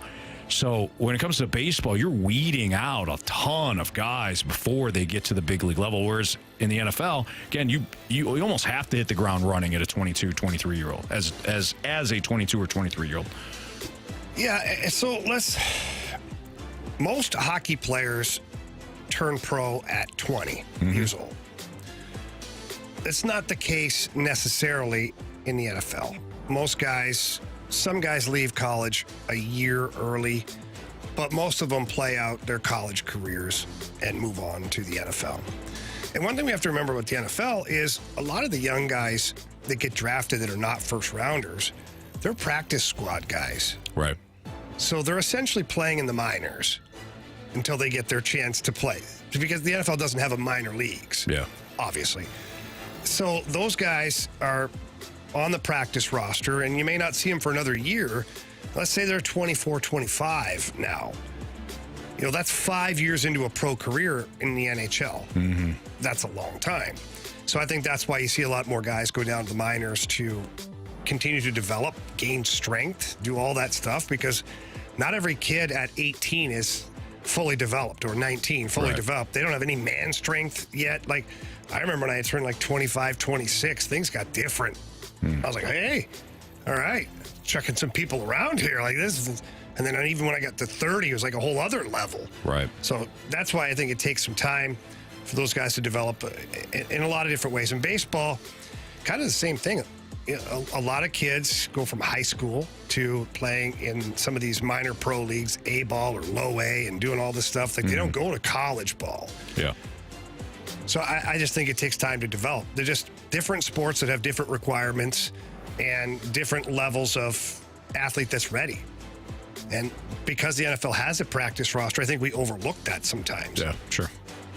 That's my take on it. All right, that's Jamie Rivers, Anthony Salter, Grant Francis. Grant, who do we have on the line for Beat the Streak? We're good, streaky! I want to hit baseballs. All of my successes depend on me. You're ready to hit. The hits just keep on coming. And his first big league hit is a bullet up the middle. Guys, we're going to the snake pit for Beat the Streak. We've got Zoosh on the line. All right, Zoosh, what's going on? Hey, not much, fellas. How y'all doing? We're doing great, man. Appreciate you playing. You ready to go? Yeah, I'm ready, man. Thanks for having me. No, it's our pleasure, man. Thanks for listening. Thanks for playing today. So, Grant, did Marsh send you the updated standings? I have them right here. I'm still going, baby. I think I'm at 6 now. Are you? Yeah. Current streak, Jamie, I've got you at 3. I don't know if that's correct. That's not correct. Okay, so Marsh did. So what Marsh did was he just left. Yeah. Yeah. He just left. I'm at 6 now. I'm almost positive because the other night my guy got a hit. Okay. Love Marsh. Yeah. But he just said, to hell no, with you know guys. what? I see it now. You do have 6, Jamie. I was looking at the standings off on the side, which I don't think we do. So, like I said before, Marsh would never just leave without having Grant completely set up for success. Yeah, you're right. Yeah. Okay, Grant, do you have them? Yeah, so Jamie, you're at 6. Okay. Carrie is at 2. Okay. Anthony, you're at 1. Okay. And Marsh is at 0. All right, and obviously we're starting over with Zeus Dad. He's got 0. There you go. All right, Yep. Jamie. For now. Yeah. Go. So I'm going to foreshadow things here a little bit. Won't tell you exactly how I'm doing it. But I got Kyle Schwarber. Okay. All right. Schwarber. A left-handed bat. Michaelis, right-handed pitcher. Honestly, you could have just said Schwarber, and we would have understood exactly where you're going with that. So, yeah. All right. Grant, go ahead and pick for CD. For CD, does CD like to go with the opposition? No, he goes always Cardinals, doesn't he? Yes, he does. Not always. I shouldn't say that. I think he might be feeling a double down on Carlson. I think he is, quite frankly.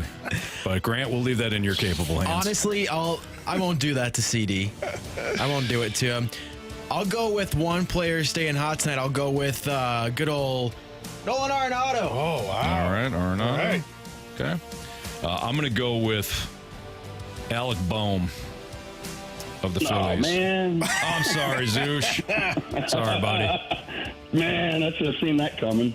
You know what? You're going to go ahead of Marsh, so go for it. Who do you want now so you don't get snaked? No, that's okay. Go ahead. I'll find somebody else. Give me a second. It's okay. All right. Grant, you've got our guy Marsh. All right, pick from Marsh too. He likes to go. How about I go with his brother, Brandon Marsh? You know, that is... He has done that Yeah, before. he absolutely has. That's So what I'll go that's a with good for call. old Marshy. Yeah. All right. And Zoosh, if you're ready. We don't rush you. Yep. So, no, that's all good. I guess I'll go with Matt Carpenter at leadoff tonight. Wow. Carp, The okay. Marp. There you go. All right, so here is Give that a shot. yeah, why not, man? Here is our beat the streak. Jamie took Kyle Schwarber. He had a lot of reasons for it. CD went with Nolan Arenado, thanks to Grant. I went with Alec Boehm. Marsh went with Brandon Marsh, thanks to, again, Grant. And our guy Zoosh here from the Snake Pit went with Matt Carpenter. Zoosh, have a great weekend, dude. Thanks for listening, and thanks for playing. Oh, yeah. Thanks, guys. Thanks for having me on, and hopefully I'll talk to you all Monday. Absolutely. Appreciate you, man. See ya. All right. Okay, bud. See y'all. There you go. I always love when, anybody, any listener, but somebody from the Snake Pit comes on, is having a good time. Yeah. Hear the joy again coming through the phone, right in my ear hole. He did he? Yeah. Jamie, you got an important event coming up on Sunday. Yeah, big event with the STLSportsCollectors.com. We're going to be down at Orlando Gardens in South County, 4300 Hoffmeister Avenue. And myself on Sunday will be down there with a bunch of former Cardinals, Tom Lawless, Dave LaPointe, Doug Flynn, Don Shaw, Dale Maxville. We'll be signing some cards, and in my case, pucks and sticks and jerseys. And there's 8x10s that are available. Should be a really great time. Expecting a pretty good crowd, so come on down and say hi. Again, we're going to be at Orlando Gardens. And for more information about this signing or any other signings that are coming up, visit STLSportsCollectors.com. Beautiful. There you have it. Real quick, Anthony, before we move on here, fade or follow, we do need a new contestant. So if you want to text in, 314-399-9646, Air Comfort Service text line. See if we can maybe get you on for fade or follow. There you go. So text in, you heard the man, and then you can have an opportunity to play fade or follow and win $50 of FanDuel's money. We've got that next. 3 stars of the day and criticisms and compliments next in the Fast Lane.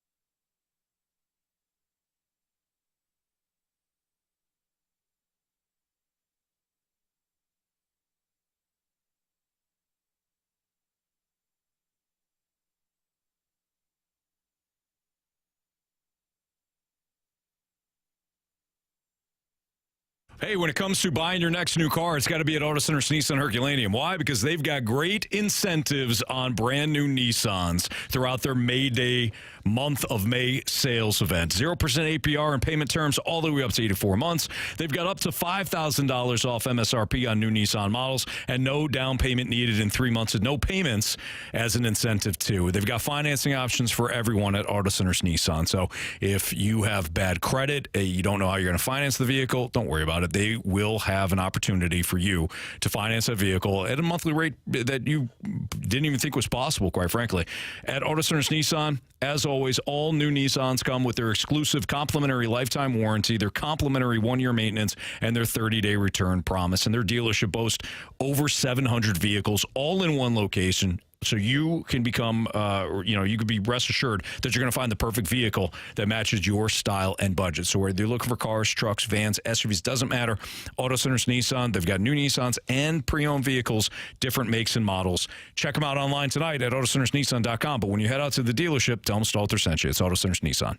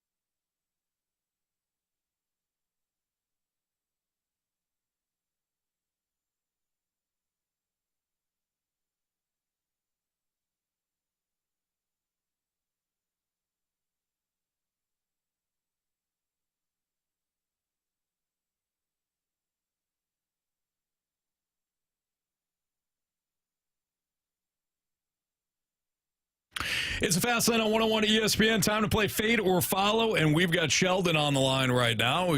Brand new to Fade or Follow. What's up, Sheldon? Hey, how's it going, guys? Happy Freedom Friday. Absolutely, man. Appreciate you listening. Thanks for playing. And Jamie Rivers has got a great play tonight for the Oilers and Stars. So the Stars right now are minus 128 on the money line, and the total is 5.5 goals. And, of course, it's in Dallas, Oilers and Stars. So, Sheldon, this is how it's going to work. We're going to give you our play. You're going to tell us whether or not you're going to fade us or follow us. If you fade us, no problem, but then you got to have the other side come through. Or if you follow us, then we're all rooting together. Sound good? Absolutely. And if you win, you get $50 of FanDuel's money, and you get to come back next Friday. So, without further ado, Jamie Rivers. I know you got to play tonight, Oilers and Stars. Yeah, I'm going right to the total. 5.5 is what I've got here. Yep. Going over. You seen that last game? I think it cleared in, the first period? Goals are bouncing around everywhere. Stuart Skinner's hard to hit, Anthony. That's not good for a goaltender. No, it's not. The other side has McDavid and Draisaitl. I'm looking at it as a 3-2 game, one way or the other, empty netter. So okay. 4-2 final. So our play tonight, Sheldon, over 5.5 in the Oilers and Stars. Would you like to fade us or follow us? Yeah, I'm going to smash the over and follow you guys. There you go. Attaboy. All right, Sheldon. Again, you know how it works. You get the over tonight, you'll be back Friday, and you'll be $50 richer from FanDuel. Sound good? Sounds good. I'll see you guys on Friday. All right, sounds good. I like Good that. luck, buddy. Thank you, Sheldon. Okay, that's Fade or Follow. Don't forget, if you missed any of our Freedom Friday today, you can download the podcast available at 101ESPN.com or on your 101 ESPN mobile app. It's all brought to you by Dobbs Tire and Auto Centers. Nice. What are you laughing at? I'm just giggling at life, Anthony. No, you're not. You're reading something from the text line. No. We're good. Oh, look it. Get away from me. Stop trying to steal my plays again. I don't want to steal your place. Oh, yeah, because the Panthers didn't hit for you last night? I didn't steal that one. I liked it. You just were upset with me because I went with them first. As you were. Grant? Yeah. You have those standings, kid? Brandon Montour unfortunately did not hit last night. No, he didn't. So, Jamie, shut up, Anthony. You act like you're upset about I am upset. I want us all to win. That's a jerk move. I'd rather you just... want us all to win. I'd rather you rub my nose in it than just pretend upset. I'm not going to That's a really rub bad your look. nose in anything. Fraudulent. Well, I appreciate you. We're the only one that fell short last night. You're 7-14 now. Yeah. 7-14. Anthony, Florida did hit for you. You're 12-9. Yes. My play for Marsh, Vladdy, with over a shot and a half last night hit. He's 12-8. No. And Kerry hit last night as well with the Mavericks +5, so he's 8-13. So Marshy has an extra game. So he's got to pick two now. You got to pick two for Marshy tonight. Two separate bets. Because there was a rain out last Friday. So, yeah. Yeah, because, okay. Well, can I go ahead and, should I pick first? Should we go one me, one you, one Marsh? That's fine. Go for it. All right. Well, my first one is going to be the Dallas Stars money line tonight. Nice. Okay. I like that play. You know what? I'm between a couple here, so go ahead. Oh, God. Go ahead. Pick for Marsh. Well, I still have to find my second play, to be honest. I'll go, guys. Go for it. I'll go, because you're not going to take what I'm taking. I can tell you that. Remember I said earlier foreshadowing when I took Schwarber to get a base hit? Yes. Well, I'm taking Schwarber for total bases tonight. It's sitting at 1.5, minus 135 on the odds. I'm going with Schwarber to go over. All right, great. I'm going to give you that, too. Why? Because the game already started. They're in the second inning. Oh. But it doesn't matter because I'm going to give it to you because you're so passionate about it. I picked it like 40 minutes ago. It's fine. All right. Give me the Orioles. I got to check I this think out. he has. Yeah. Did he hit? Did he get on base? Home let's run? see here. Please? What did he do? Hey, not much. 0 for 1. Yeah, that's great. Give me the Orioles minus 142 against the Rays. Orioles minus 142 against the Rays. All right. And my other play for Marsh is going to be minus 146. Joe Pavelski to record at least 2 shots on goal tonight. Okay. There you have it. There is fade or follow. Or, fade or follow and bet the board. All of it, Anthony. All of it. All at once. All right. No. Grant. We're real hot in this segment. Oh, God, here. it's almost quitting time, Anthony. Hey. You tell it's last segment on a Friday. Yep. Grant. Nice job, by the way, today. Outstanding Excellent. job. How did you enjoy your first Freedom Friday? Yeah, first Freedom Friday. I loved it. There you go. This flies by. If Marsh wants to take every Freedom Friday off, I'm in. You're good. Marsh will fight you for it. He loves his Freedom He Fridays. certainly does. Grant, nice job today. Those that don't know, Grant had kind of a nasty headache coming in, migraine, but he battled through. He played hurt today. Yep. And we appreciate him. Grant's flu game. It's his, and man, did he play well. He did. There's no doubt about it. Well, thank you. Criticisms and compliments, or we're running out of time. You can go 3 stars of the day. Yeah, Whatever. so It's up to you. we've got one compliment from the 314. Well, one compliment that I noticed. We got a lot of compliments on Freedom Friday. So we got a lot of text from that, but one specifically from the 314. No questions for Freedom Friday, but if Jamie can keep busting Anthony's balls as much as he'd like to, I'd enjoy that. A lot of people would, I'm sure. That was a criticism and a compliment. It's a side swipe at me. I don't bust your balls. Go ahead, Grant. I love you, Anthony. I don't think so. You do. That's where you're supposed to say I love you, too. I love you, too. You know? I do. It's fake now, again. See? No, it's just like you did before. I love you. It's Grant, go ahead. you're the best 3 stars. around. All right, you want to hit the 3 stars? We take you down. We didn't get to the 3 stars yesterday. Uh-oh. I wanted to get to one yesterday. All right. I thought we did. No, we did criticism, We're not going to get to it compliments, we today ran if we out. keep talking. Go for it.